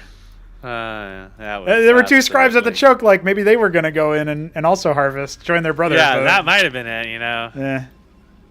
But yeah, like I was saying, is that this would be, if Meat's tech switches at this point, and Hamster just expects him just to keep going, like Canners and Architects and Positrons, and he just suddenly like, I'm gonna build Empyreans and Solarians, or I'm gonna go for Patriarchs, or just some other tech suddenly. Especially if he like wards off these Nathacores and then switches it out. Yeah.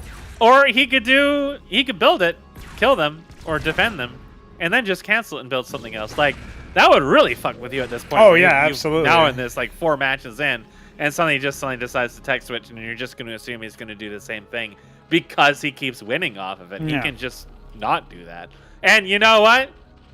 When you look at Meat Space, that's precisely what's happening. Oh my god, it's an Ancestral Archives. Okay, so boys, we're going to see some heavy artillery again, kind of similar thing. If you use the Uptecton, you're still vulnerable to things like the Protathalors if they can close in on you. They got one more range, that's it. Look at Hamster. Yeah, he's got his Orcas coming. So he sees this and he thinks it's going to be the same thing. So he's doing something very similar to what he did in the second game. We see a lot of Zeths and Vorvs and the Zorkas. And right now, he has the money for tier 2. Is he actually going to drop tier 2? Yes, he is. Yes. Okay. I thought he was actually going to do the Gorgol in. Yeah. Which actually could have won the game at this point. But that's what's weird to me is that he builds the Zorkas and then he goes for tier 2. And it feels like that gas could just go into Naths or just be saved. Because, I don't know, like, it's going to be a while before he actuates it. So, well, he's up against a comp that has no splash with nothing but Zeth Vorv. Like, this still is kind of deadly insofar as it could do some damage. He doesn't want him to get up this ramp, and he did. He sectioned it off the ramp. Meat wanted to hold that ramp. He might be in trouble, Mask. His Dracodons are falling hard right now. The Scribes are going to have what's keeping this alive right now. Yeah.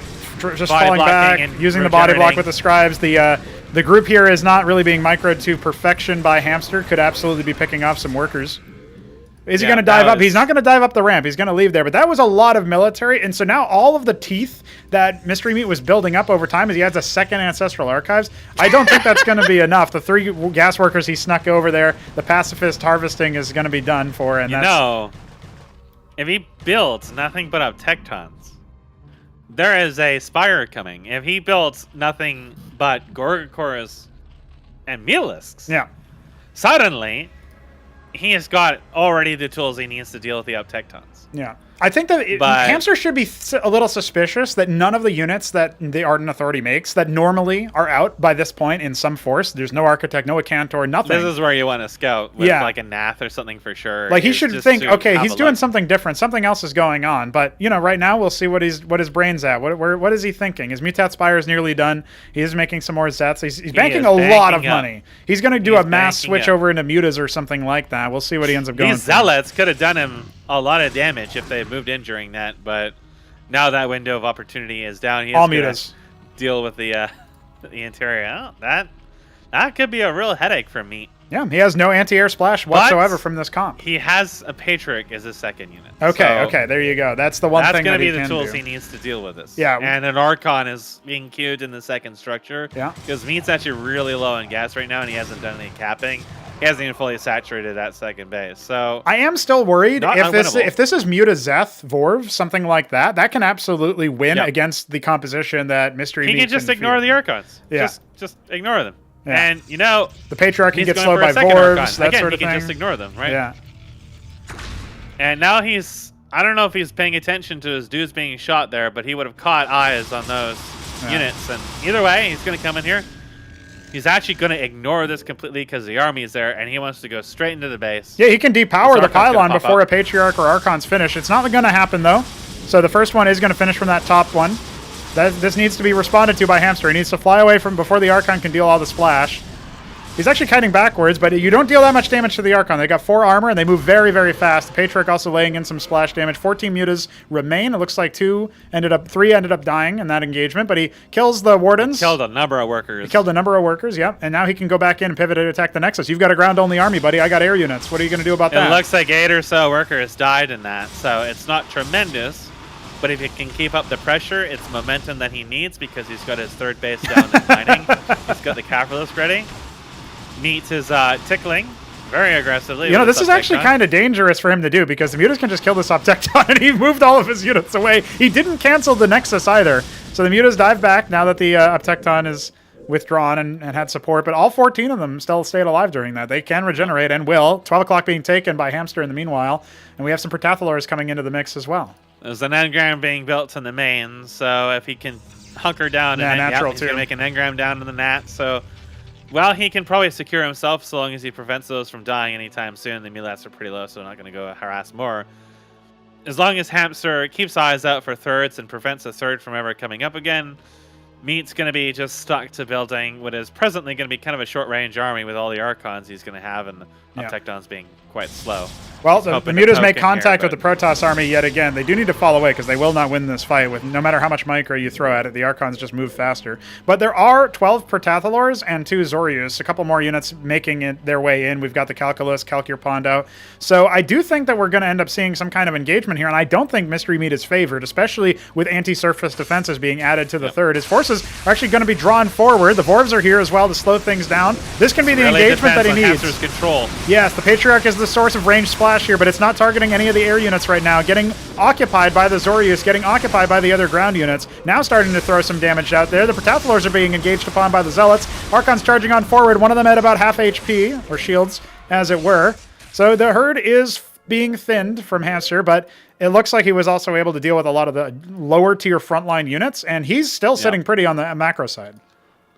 Yeah, he's got some defenses. There are only one tier 2, so Meat could bull rush that down with some misplaced air engage, but more importantly for Meat is that that's some pressure off his back, so he's going to build this third here, which immediately with the engrams and wardens, quite a heavy investment. If Hamster can stop that from gaining any momentum, then he's really going to be quite secure. But their worker count is actually even at the moment, in spite of the fact of Hamster having taken a 4th base. So his worker count's actually not really that high right now. The problem with banking on static defense to save your Nexus is that your army is very vulnerable if there's a front line for the Protathalors. The air units don't even need to apply at that point, but they will also tie up the Drakidins, the Patriarchs, etc., and maybe even some of the Archons in some cases. The fact that there are 20 plus Protathalors now on the field, like, this is a really big situation for Hamster. He can absolutely do some damage. He does scout that another base was being put together here in the third. He had a Zethracore fly over there. There's an Archon guarding for Mutas.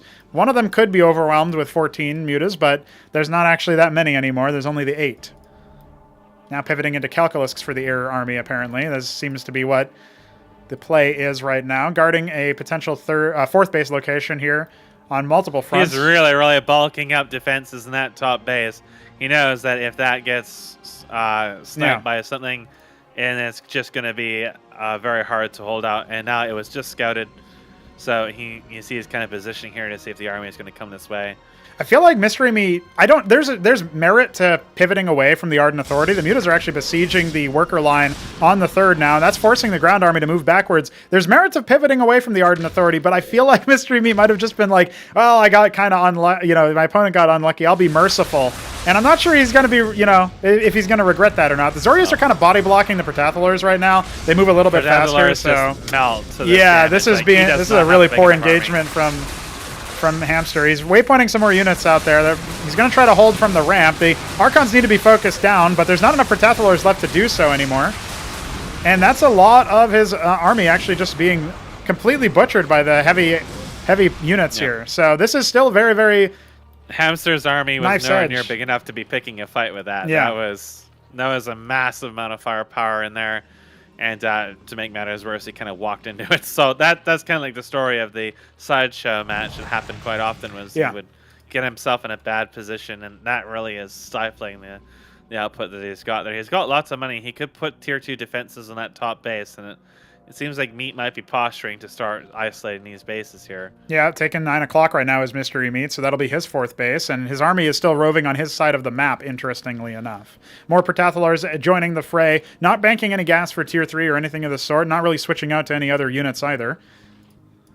One of the things you might see I feel like is... that, Brood Spawn would be... Yes. Would be possibly useful in this, just to tie up the Archons a little bit. At least, maybe getting some Tetsaracores again. No, the other ones, the ground ones. Yeah, Tetsaracores. I was just thinking of the flying units for a moment. I was just thinking, if he had banked into tier 3, yes, that would be great. But he can't really do that because he really desperately needs the gas. But at the same time, there's no gas capping going on. Yeah. That's really the big thing that's going on here, is why I'm thinking of Tier 3 at this point, is because by the time the Protoss has this kind of an army and has held on to it for a while, you would start thinking about Tier 3. So that's because you cap the gas and you get surge of gas at this point. Nonetheless, Yeah, he's engagement going to coming engage in. in top of these defenses here, but this is, the Archons have so much armor. The Calculus really had to work hard to go through it all. Yeah, that's absolutely the case. There's one of the Archons is very, very low on shields, but the Zealots are being shredded right now on the front line thanks to the Calculus. The Protathlor is taking a much more meaningful engagement now that they are sort of responding to the threat by Mystery Me. And this is his entire army, so if this ends up getting wiped, he doesn't really have hardly anything else at home. He really is taking a risk by posturing so forward-facing. The Zoriuslots are also positioned a lot better than the last time they fought. No cliff advantage to speak of. The Calculusks are very, very vulnerable there, and they're going to fall back to the Protathlors. The Archons are starting to get thinned out, but again, there's no more front line, and there are no more circuits either. Look at the Tectons. 21 kills and 5 kills. Yeah. Most of those are Protathlors and melee. Like, he has no way to gain access to those units. Yeah, very, very knife's edge here, where he does need to fall back. Meat was attempting to proxy this Hatros down that was built south of his Nat, and the Scribe had done like 300 damage or something to that Hatros before it started to build a pylon. Yeah. So that was kind of silly, but unfortunately, Meat not really able to quite gain enough momentum off that attack. That said, let me look in his base. We can see there is an Argus. See? Is making it is a building Didact. a Didact. Okay. Yep. So, I don't know. I feel like Meat could just force this down and just hard engage and just put an end to it. But he's paying more respect to the Calculus than he really needs to. The Calculus were killing his other front line, but the Archons just don't give a shit. They have 4 armor. They don't really care. So he was just a little worried about that, I guess. But he can choose in here and try to isolate this expansion. Now, if he had rushed over to that ramp, oh, that would have been really bad for Hamster. But even so, this fight is not really great for Hamster. He only has 13 for Thathlor. Well, one of those Archons is really low, so it's a question of whether or not it does end up getting popped. But there's so many Patriarchs at this point, and when they kill stuff, they ascend the corpse, so you get more movement speed. That just allows the Archons to close the distance even further, and that's going to be the wipe of the army and of that 3 o'clock position. So, well, he falls back. He's not going to commit to it just yet. Hamster hanging on by the skin of his wheel there, his hamster wheel, and honestly, I'm not so sure what he's got in the tank. He's actually canceled a number of units. Okay, he's going for Calculus. I was going to say he's actually pretty close to Tier 3, but that would be a gamble and a half. And the other thing is that he is 30 workers behind Mystery Meat on the same number of bases. Yeah. And that's also really hurting his mineral count in particular is what he really needs right now. He wanted to cap those gas. He wanted to be mining the gas from the top, which has nothing on it at the moment. You really needed to be looking at Tier 3 at this point. You really need to have something to deal with the Patriarch Tecton combo. And Protathlors just don't do enough damage to go through all the Archons and everything else. And Calculus just don't threaten the Archons. Nonetheless, the Patriarchs just chew up all these area units anyways. He needs Gazithalors. He needs Alcagelisks. He needs, a hardier front line. Yeah. He needs these options because he's basically fighting Tier 2 against Tier 3 at this moment. Yes, yeah, absolutely. These are the highest tier well. sort of Archon-style units, Templar-style units that Mystery Meat can field as Protoss, and he's been fielding them for a very long time. And Hamster, on the other side, has been dumping all of his resources into Protathlor Calculus, and the army is only getting more and more durable as the more higher quality units end up coming in. He's sat on the 2-up Tectons and just built nothing but Archon Patriarch. Yep. Couple of Dracodons thrown in as well. Some so many Zealots here kills too. on those Tectons. They really tell a story. 9 kills. 29 14. Kills, 14 kills. Yeah. It tells you a lot. Because those are expensive Zerg units that they're killing. Yeah. You might manage to snipe one Archon here, but... Oh, he should also get this up Tecton thanks to the cliff advantage. So that's at least something. There's still 2 more that he's got to contend with, as there was a 3rd one mixed in with the rest of the army, but... Well, I feel like he might get lulled into a false sense of security here, right? You don't want to follow him down the ramp here. The ramp is what's giving you this advantage. Yeah. You definitely do not want to engage and want to even groan again. Yeah. Well, the Archons are being sort of reduced in shield count, but that doesn't take too long to replenish. There's a random ruler rook or tickling in the middle of that. This is, again, Hamster is overextending. You really do not want to engage in this. Yeah, you might kill a couple units, but as soon as he turns, it's just... Protathlor. Don't follow him up the ramp. Oh. Definitely don't do that. He needs to fall back here any moment now. end up losing 1 or 2 Protathalors pretty much every single time the Uptectons shoot. Meat had a whole bunch of reinforcements. He could have brought him up south side, pincered this army, and then moved everything down. Yeah, the but top ramp. look, the double didact play. He waited for this moment, and he is going to get the recall off almost certainly, even if this ends up going in favor. I mean, to be fair, his army's about to engage, so Yeah. this could be double heartbreaking if he Hamster wipes Hamster's army. overextended. Yeah, if he just wipes the army and then recalls into the base, like, It's over. yeah. Hamster overextending way too much in this. He doesn't have the advantage he thinks he does. Meat is not retreating because he's at a disadvantage. He's retreating because he wants him to move forward so he can wipe him, and also so he can bottle up for this recall if he moves back. Yeah. Well, he's going to reveal thanks to the Iral Iris, but I don't know what Hamster's reaction can even be here. There's the recall charging in. It is going to bunch up all of the high-tier units, and that is going to be so hard for Hamster to fight back to. This might just be the killing blow. Mystery Meat trying to close it out the same way he did the last tournament. Yeah, now Hamster has no choice but to face the army, and he's lost most of his army that he had. Some of it's getting caught in the structures, but since there was no static defense here, and it's just Calculus trying to front line for this, Meat decides to just... He left so that he could let him stew in it, a hamster stew. He takes the game, he takes the tournament once again.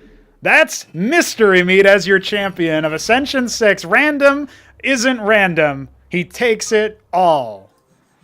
Man, I like how he went in just to kill the tech and then leave. Yeah. Didn't even bother to wipe what remained of the army. Just take the tech and leave. No, that's it. He just wanted to. He wanted to send a message, man. He wanted to send a message. He really did. That was dirty. This series could have been so very different. The 4-0 scoreline doesn't really tell it because Hamster improved pretty significantly from time after time, game to game. It's just, how do you get Protoss 4 games in a row? What kind of child sacrifice are you doing to get that level of luck? He shook hands with 3 Crow, and kind of like how witch doctors can steal your penis by shaking your hand, he stole 3 Crow's RNG loaded dice. Yeah. Except he set them to Protoss instead of Terran, and that's precisely what happened here. I mean, that's kind of how I expected it to go. If he rolled Protoss, Hamster was showing improvement with every game, but it was just not enough to actually close the gap between them. And, it just showed, like, the composition had potential. I still don't think Calculus are really that good against that at all. But, I mean, I guess he didn't really make Mutalisks anymore. But, man, the engagements that he was choosing were just so disadvantageous on Sideshow and on that matchup, just constantly, where he wasn't, like, quite reading what the Protoss was doing. And it just constantly resulted in him losing units in disadvantageous battles when he could have just been a little bit more defensive, trying to focus on just securing high ground expansions, preventing the Protoss army from engaging on their terms. And then, I mean, Meat didn't have to Didact recall him at that point. He could have just bull rushed the army and called it a day. Absolutely. Because he had so many more units just in general. Well, let's bring in our champion. Mystery Meat, welcome to the winner's interview. Does it feel the same to win Ascension 6? It feels kind of funny. You did end up, as I was saying, I don't know what kind of child sacrifice you have to do to get Protoss 4 games in a row. You thought it was going to be Terran. And to Hamster's credit, like we were saying, every single game he got a little bit better at playing against Protoss, at playing against your comp. You changed it up in that final match. Was that because you were, like, I had this theory, right? Because I know you're a funny type of guy, Mystery Meat. You get Protoss a 4th game in a row, you must be thinking, dude, my opponent got really unlucky. This is his worst matchup. It's perhaps my best race, and I just keep getting it. What's going on here? I'll be a little bit of a, merciful Protoss deity, and I'll play it something different than Ardent Authority. Was that actually what you were thinking? Is that just my fan fiction, or were you actually thinking, I got to give this guy some slack, I'm not going to kill him with the same thing over and over again? What was your mindset behind going the Ancestral Archives in that last match? Well, I wanted to mine the gas from the center, but there was like one time we were both mining from it, and I thought we just had like the little peace treaty. Yeah, there were 2 times going on. Yeah, so that's pretty good. He only found your worker when he sent 3 of his own there to begin with. But then he broke the peace treaty, and I think that's where it fell apart for him. So that's where you decided, I'm going to go Ancestral Archives and just punish this man. Well, the plan was to go Ancestral from... Oh, okay. the start. I see. Interesting. So what was the reason why you were pivoting away? Because, we were speculating you might just do the same thing with the Ardent Authority push because it was working so well for you. Hamster hadn't seen that, hadn't had a lot of practice against Protoss, and that's just sort of how it worked out. So what was the deal there? Like, why did you decide to go with that? Was it just because this map has more gas? No, it was for the people to show how Toss is OP in different ways. Ah, I see. gotta nerf everything about him. Yes, okay. Well, I mean, Toss is so OP, they even rigged the random roll, apparently. So, judging by Hamster's level of play, how different do you think this set would have gone if you didn't roll Protoss? Would you have dropped a game, you think? Yeah, if it was like Zerg or Terran, they're definitely not as strong as Protoss. Of course, it's like, now we're playing on even territory. Okay, I see. Well, the problem is with Hamster is that he just hasn't really had that much experience with it. You definitely gave him some in this game. It's a best of 7. You got to win 4 times. You win 4. It's 4-0. Once again, a dominant grand final. That part probably feels the same, even if it was delivered in a funny way. So I guess with random in your back pocket as a champion, you must just have to sign up as random again and just do the same thing. Just roll Protoss every game. I mean, did I really? Did I really pick random? Yeah, you did. I saw. I checked every game. VOD. I checked every game and made sure you weren't inadvertently cheating. So I got you, bro. This is a legit win, even though it's a silly one. So going forward, I mean, if we're projecting forward into the future, Hamster makes it to his first grand final. The only playoff series he loses is right here, right now against you. Do you reckon he's actually a contender? We talked a little bit before, and you said he's pretty good. But do you feel like he can continue this form? Do you think he can get better, good enough to even beat your Protoss? Like, what do you think? I mean, if Protoss stays the same, then I don't think he has a chance. So you'd still very much a balance opinion as opposed to like a player matchup type of deal. Because if we played Zerg or Terran, I think the matchup is a lot more even. Mm-hmm. But gotta abuse the broken stuff while it's still broken. I see. Okay. You have any thoughts on this victory for Mystery Meat Mess? Do you think this is yet another just normal tournament for him, despite the random rolls, or what? Well, I felt like there was a clear difference in positioning, regardless of Protoss being balanced or not. It felt like that you constantly baited him into really bad fights, and he just like would put himself in really bad fights constantly, especially within Sideshow in the last map. Was he would make a lot of Protathalors, and then he would try to front line with them or try to use them to force you to move. But he would have like less Protathalors than you had like tier 3 units.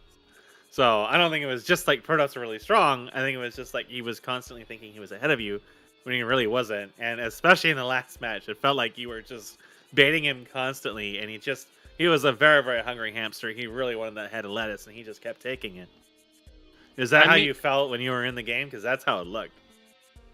I think in that last match, I was quite behind. It took me a while to stabilize after the Muta harass at the start. So I think if he had just kept on like suiciding air units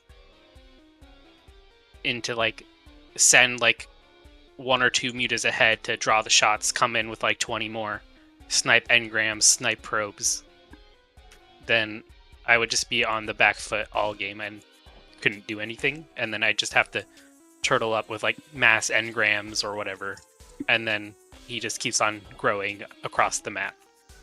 That's like the way. You were actually ahead of him on workers when you killed that 5th base by 30 workers. Well, this was like 10 minutes into the game when he first got the mutas. Yeah. But even then, he, like, wiped his out. economy was consistently behind yours in a lot of these matches. You were not as behind as you thought you were. Yeah, he had to spend a lot of his larva on the military units to begin with. And he was kind of like, at first he was mineral starved, then he was gas starved. He never ended up capping any of his geysers, which you may or may not have noticed. Obviously, as Protoss, there's the fact that it costs Vespene, so it kind of delays your necessity for it, or the point where it's actually effective.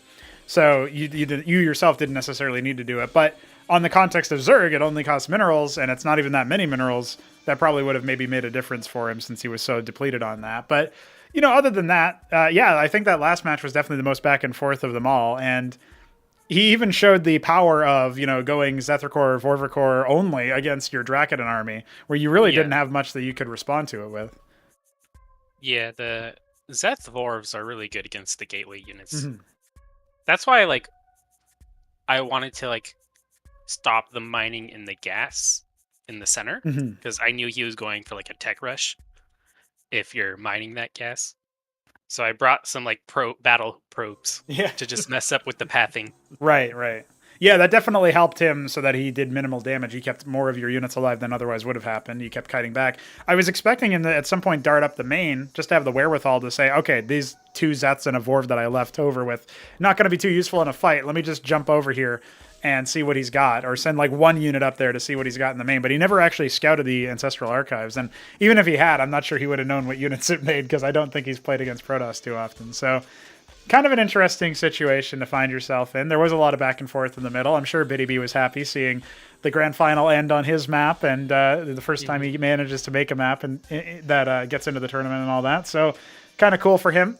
But yeah, overall, you are once again the champion. You're going to be looking forward to Ascension 7, I presume, because it contains some Terran buffs, which I'm sure you're eagerly awaiting, among other things. Maybe I'll switch back to Terran finally. Yeah, maybe. That could be a thing. So, although most of the players that are going to be playing in the qualifier are Terran, it's actually a funny situation where a lot of people think they're weak, but a lot of people play them anyway. So, must be something going on there. They're honorable Terrans. They're honorable Terrans. Yeah. Well, you were an honorable random. You said your race every game. So. How do you feel about Neblime's Ahmed all-in on infinite velocity? And then Ahmed just stormed through the atlases and just... As soon as I saw him breaking down the atlases, I was like, I'm in trouble. Mm-hmm. Yeah, you had gone for you went the greediest opening possible. Yeah. I didn't think that was going to happen, but... Yeah, he just throws that out there. Even though he has some vicious cheese, like the proxy anchor that he lifted off, and if you think back to when he was doing the reverse sweep on you last tournament, and then this time around he does that. That's how he gets his game. History remembers Neblime as a player who really only won because of cheese, but I still feel like he has a chance to do more. Yeah, go ahead. I think I could have won on that map, but I was really annoyed because on a lot of maps, the creep is further than the minerals. So there's a lot of times you can place some sort of tech building behind the minerals.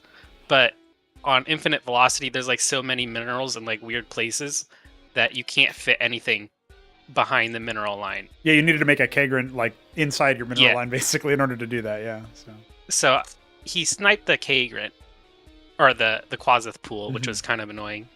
And then I like had a feeling the drops were coming on that map, but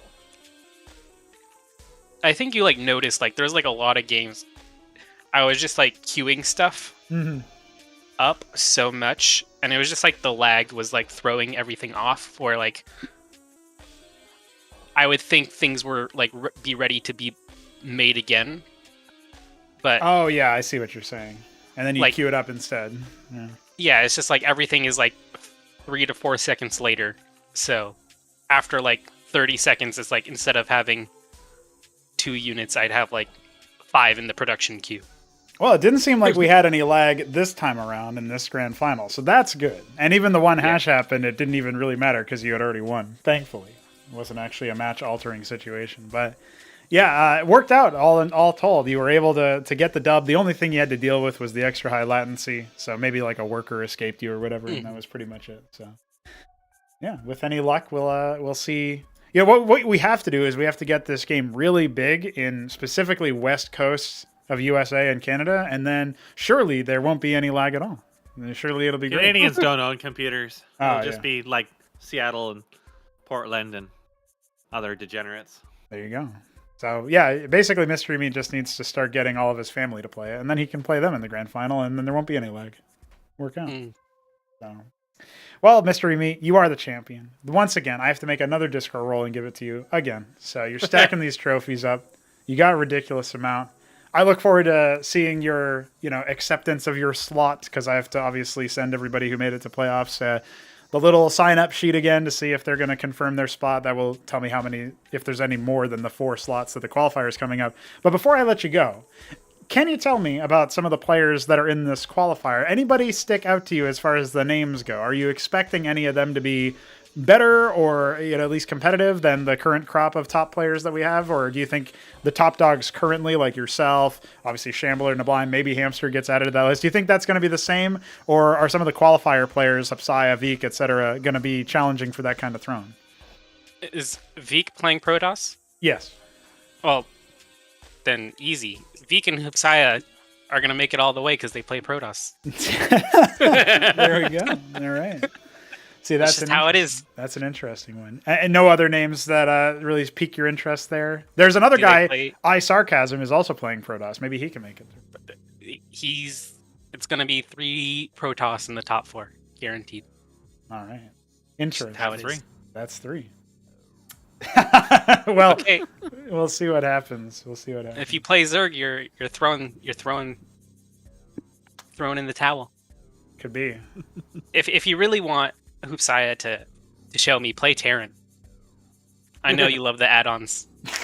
Got him. Build nothing but Cyclops. Yeah. That will cover all the bases of trolling people. I think it could be real. All right, man. Thanks for your thoughts and congrats on the dub. We'll obviously be getting ready to add even more points to your total, so you can take like half the fucking prize pool at this point. So that'll be a good time. You can afford a coffee in Canada with that much money. Yeah. Oh yeah, I wanted to. I'll split this prize with Shambler. You will. So I'll give him half the points for winning. Okay. Well, the grand finals. Yeah. You get 2 points for winning. So you're gonna hand off one to him. I'll hand off one to Shambler. There you go. Just because it could have gone either way. That's right. Yeah, you could have also beaten him in that upper semi if the random didn't break and not give you Protoss every game, but you know how it is. All right, then. In that case, we'll see you around. Thanks again for the interview, and GG. Bye. Bye. Mesk, it is decided. Our tournament has concluded, and right on schedule. We managed to make it happen in 3 weeks, which is a great improvement from the 5 weeks of the last tournament. We'll have some downtime. We'll have some time to run the qualifier, which I'll probably just handle myself. Maybe 3 Crow and I will do some casting of that or something, and we'll see how it goes. And those might just be normal cast over type games, and if there's any really silly ones, maybe I'll send them your way because you might appreciate that. But yeah, as far as I'm looking forward to a group that consists of nothing but cheese again. Yeah, I hope that happens. That was the Ascension 5, the Visionaries. It was Keen. Enos and 3 Crow, as I recall, or no, maybe it wasn't. No, 3 Crow's in Group A. I wonder who else was in there. It might have been Biddy B. No, it wasn't Biddy B. He was always in the late group. It was No, Beaver didn't play in that tournament. Who else was there? It was DF. Yeah, it was DF. Yeah. Oh yeah. The worker. That's the worker pulls. Just absolutely blasted people. Yeah, so I'm hoping something like that happens, but we'll see. The thing that is going to happen, though, is that I do think Ascension... I mean, I've been saying this about every single tournament. Going into the next tournament, we're always getting more competitive because we get more people interested, more people of a higher skill level interested, more people of a competitive sort of pedigree interested. And that means that, we've got a qualifier, and some of the people in the qualifier, I think, are going to be higher baseline skill than some of the people who made it to the playoffs in this tournament, for example. So I do think that Ascension 7 is going to be a bit of a bloodbath. And a lot of the people who scraped in sort of second seed, like I'm thinking, I'll just call them out right here. I think the Beaver, I think Biddy B, I think 3 Crow. Those 3 in particular who made it to playoffs, they should be on watch. They might actually exit their group in last place, depending on what happens. So that would mean that they've got to go and sign up to the qualifier and try to get back into Ascension 8 whenever that is, because that's probably going to be like February of next year. We'll take January off for tournaments, but we'll get this one last one done. That's going to be a December tournament. We'll do the qualifiers probably last week of this month or something and figure all that out. But it's an exciting time to be a fan of Cosmonarchy Brood War and to be watching these tournaments because I think it's only going to go up from here. I think we saw some really interesting plays. I think it's funny that the double Didact recall happened again. And that's sort of what sealed the deal. But as you had mentioned, Hamster was kind of on a losing ground there. Hopefully this doesn't demotivate him too much. You said earlier he wasn't really tested. I'd say he was tested now, and it didn't come up great for him against Protoss. Yeah, I figured this was going to happen with Hamster. I just sensed that a lot of these matches, he had a lot of advantages or tempo on it, like against Neblime in particular. Yes. Neblime was really defensive in a lot of those matches, which allowed Hamster just to kind of like probe in and probe out until he more or less broke him in whatever way.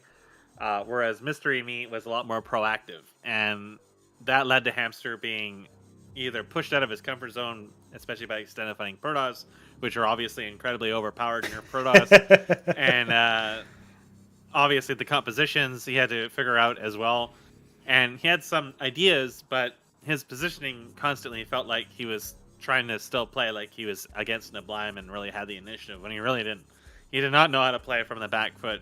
He wasn't accustomed to morphing all those defenses, trying to bait things into defenses and deal with them. And Mr. Meat had a few slip-ups here and there that cost him like individual units and so on, but they were really minor, and a lot of them were like pathing stuff. Yes. Compared to Hamster, where Hamster was like willfully sending his army into places that really had no business going into. He had a hard time reading the situation, and maybe he didn't even realize he was actually fighting like tier 3 Protoss units half the time. And yeah, it was pretty rough when there was definitely opportunities that he could have gotten in some good position, and there was some initiative he took that did kind of work out, but then like the control wasn't quite there, like a lot, especially like early in the game, where he had a lot of pressure from all the spam of early tier 1, but they would like get hung up and blocked by scribes, and he'd get really tunnel vision on the one thing instead of just turning around and at least trading for the scribes, especially in, I think it was Highwater or something like that, when he was trying to dive against that warden, and he killed the warden but lost like half his units in the process. And then, in that last match early on in Derelict, when he was getting hung up on all that stuff. So I think that he was kind of just coasting along, especially against Shambler, which was definitely not playing at his best.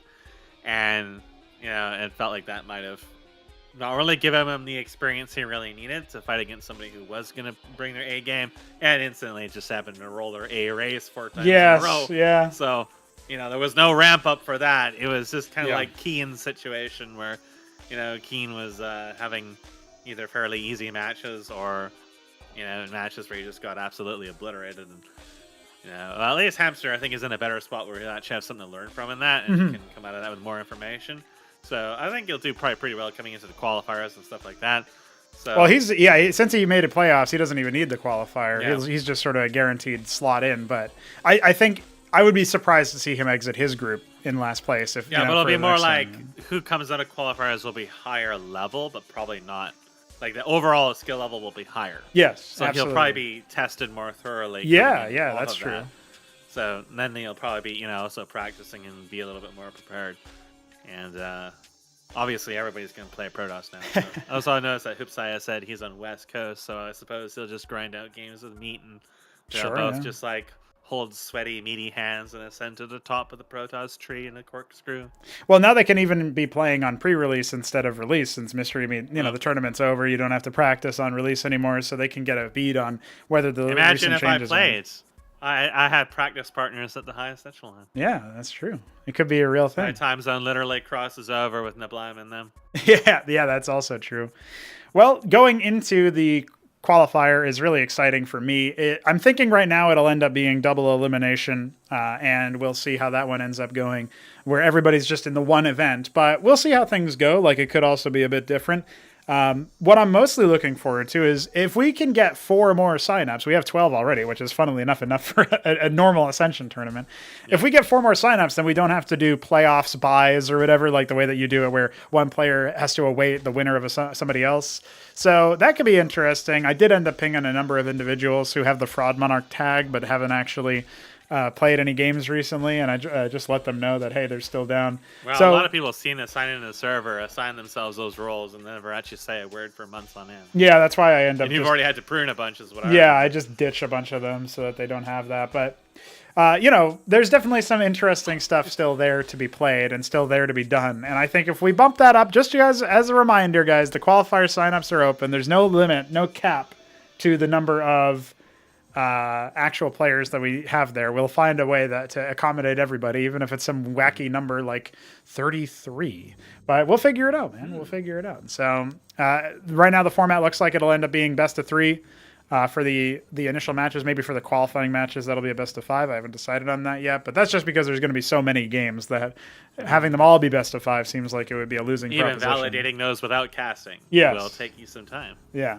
You'll be a very, very busy man. Yep. So I'll end up looking through the lists. Those are probably going to be games that if I do cast overs of them, they'll end up being matches that I've already pre-selected and know about, and I'm sort of using them as a spotlight. Like, hey, this match was cool. Let me show you this and what's interesting about it, as opposed to, casting it for the first time, because that would imply I cast every single match, which I don't know is going to be the truth. But I mean, when we sit here and cast, this was, I don't know, 4 or 5 hours. I mean, one was a best of 7, but it was a 4-0. Yeah. And it was like yesterday, it was what, like 3, 4? It was 4 hours for both streams. Yeah, today and yesterday. How many matches? Like, I can't even remember. How many matches did we have? I thought it was 3. It was 3 for yesterday, 2 for today. Yeah. So, that was still 4 hours. Yeah. Absolutely. Like that, There's takes a long delay, time to but go through all the motions, even though it's replays, right? Right. So, like, the qualifiers will definitely be something that's going to be a logistics challenge, I think. Yeah, but I think we're ready for it. We do have some community members who have chipped in and helped out. Hey, 3 Crow is a ref, and Enoz is in the qualifier, but 3 Crow is a ref who's not in the qualifier this time around, so maybe he can even help out and check those kinds of games, help organize some of the newer players who maybe don't know the formats, don't know things, when I'm not available to sort of micromanage them in that sense. So that'll be cool. It'll be nice to see. But mostly at this point... How are you going to step up your production value? Yeah, that's another question, right? So one thing that I know we're lacking is like some kind of punchy, like, transition from just the idle screen that has the background music and the panning between the playoffs brackets or whatever. I want there to be more stuff on in the background during the wait screens as well, so that you might see like shots of a certain player, like a player profile that's purely just like, here's the Shambler, his picture, his name, his race, his favorite unit, whatever, and then typing, like his stats or whatever, as well as like background footage of him playing, right? If I can start doing something like that for all of the playoffs players at the very least, that would be cool. Just sort of having like close-up profiles for them playing in the background, and then we can also like move your hype to those. video, but something more ambient. Yeah, more ambient. Something that we can also put on in the background when we're talking about a player, right? So if like imagining a repeat of the grand final with all of this stuff, we would first start by talking about Mystery Me, who just managed to make it through. We'd have their profile playing in the background. We'd have their stats in the tournaments or whatever, numbers of trophies, etc. And then sort of like their favorite play style, the fact that they're random, but they have these Protoss, Protoss is their best race, followed by maybe Terran, followed by Zerg, something like that, right? And then showing off that sort of thing. And then we would go to Hamster and have Hamster's profile being in the background when we talk about him. So that's going to be some production value there for sure. The other thing that I want is a sort of flash transition to indicate that we're like maybe like a 10-second, 15-second little thing that says, goes from the idle screen in the background, the ambient screen, to some kind of like announcement like, hey, we're starting up the stream again. Like we're sort of rolling the intro to us talking about it and actually doing our analysis, if you will, for the matches themselves. Something like that can be a more stark transition, a little bit more build up, have a little bit more of a hype to it, just so that we get into that, So that's something that a lot of other tournaments will do. They won't just go from break screen to us talking, right? There'll be a little bit of a build up to that, and then maybe a send off as well, something at the very end where we say like, this was Ascension 6, playoffs round, whatever, or whatever, something like that just indicates, hey, we're out. So yeah, it was my first time experimenting with on-stream graphics and videos playing and the hype transition cuts and stuff, which I know you've seen at least like the build up for, so you kind of know what I'm talking about here, and obviously everybody on the stream saw them. So I'm definitely going to try to improve that. It was a little bit of an extra headache for like remembering everything. Like actually when we started the grand finals, I had to quickly turn off the overlay because I hadn't actually corrected it in all the hubbub. I was busy doing other things. So we spent the first like 30 seconds of the match not actually having the overlay while I filled it out and then quickly re-enabled it. So stuff like that is just like that stuff that, if I wasn't thinking about first showing the video and rendering out the video to begin with and all that other stuff, maybe mistakes like that would be less common. It's just growing pains of me learning that sort of thing. So, I think the next time we'll just have more stuff, more production value. In some ways, that's more stuff for me to remember, but it's also going to be pretty cool. So. Well, I was actually just talking to HKS about streams and stuff last night when I said I had to very possibly get up very early today. Never did I imagine you waking up an hour even earlier than that day is absolutely goddamn absurd. And he was like, yeah, so every single time they have a break during any of these streams, there's a reason why it's there. It's because they are running like just all over the place in the background to set up all the assets and everything going on. So it is actually very busy all the time. And they're rendering out stuff on the spot often, if they don't have it pre-prepped, if it's not something they can pre-prep, right? Like one of the things that I did was I rendered out potential, since I knew that the Shambler had to bow out because of his circumstances, it was either going to be Mystery Meat or Neblime facing off against Hamster. And I rendered out both options and picked the one that was actually the lower final winner, right? And that was just me saying, like, okay, I've got my bases covered. I won't have to, like, if Neblime upsets Mystery Meat or something, I won't have to, do it the other way. I won't have to quickly render that out and say, oh, shit, I wasn't prepared, right? Even though we would have been able to do it in the break, it's just one less thing for me to worry about. So, stuff like that you can kind of prepare for. But, yeah, there's some things that, it would have been nice to be able to, like, have a template for a bunch of these other things already ready. So that's going to be something that I think about over time. But, I'm also going to take this break to focus a bit more on some of the other content that we're missing. So maybe that intro video we were talking about of like a very, very short introduction to what CMBW is that people can chill out like a minute and a half or 2 minutes long or something. Just like, here's what CMBW is and here's why it's cool. And here's what you can do when you join our community. We have these events. We have this stuff. We have that. So something like that, maybe we can build some of that stuff out. And focus on that sort of thing now that we're wrangling and taking care of some of these last couple of tournaments before we take that more extended break in January, where we focus on campaigns and all that stuff. So it'll be good. It'll be a good time to be involved and to be a Cosmonarchy Brood War aficionado. So I'm excited. Well, it's always interesting to see it grow. Yeah. And the typing increase and the cheesing increase, hopefully. Distinct lack of cheese within these last couple matches, mind you. Yeah, I have to agree with that. Pick up the cheese. Somebody's got to bring the cheese up. I hope Hapsaya ends up playing a bunch of like standard games and then just randomly cheeses in the grand finals of the next tournament. That's what I want to see. But yeah, that's it, man. GG's. Ascension number 6 has closed, and we are just about ready to sign us off one final time. So, Mask, will you do the honors? My friends, my comrades, my brothers, my sisters, my fathers, my sons, my daughters, my other kin. Will the real Slim Shady please stand up and smoke weed every day?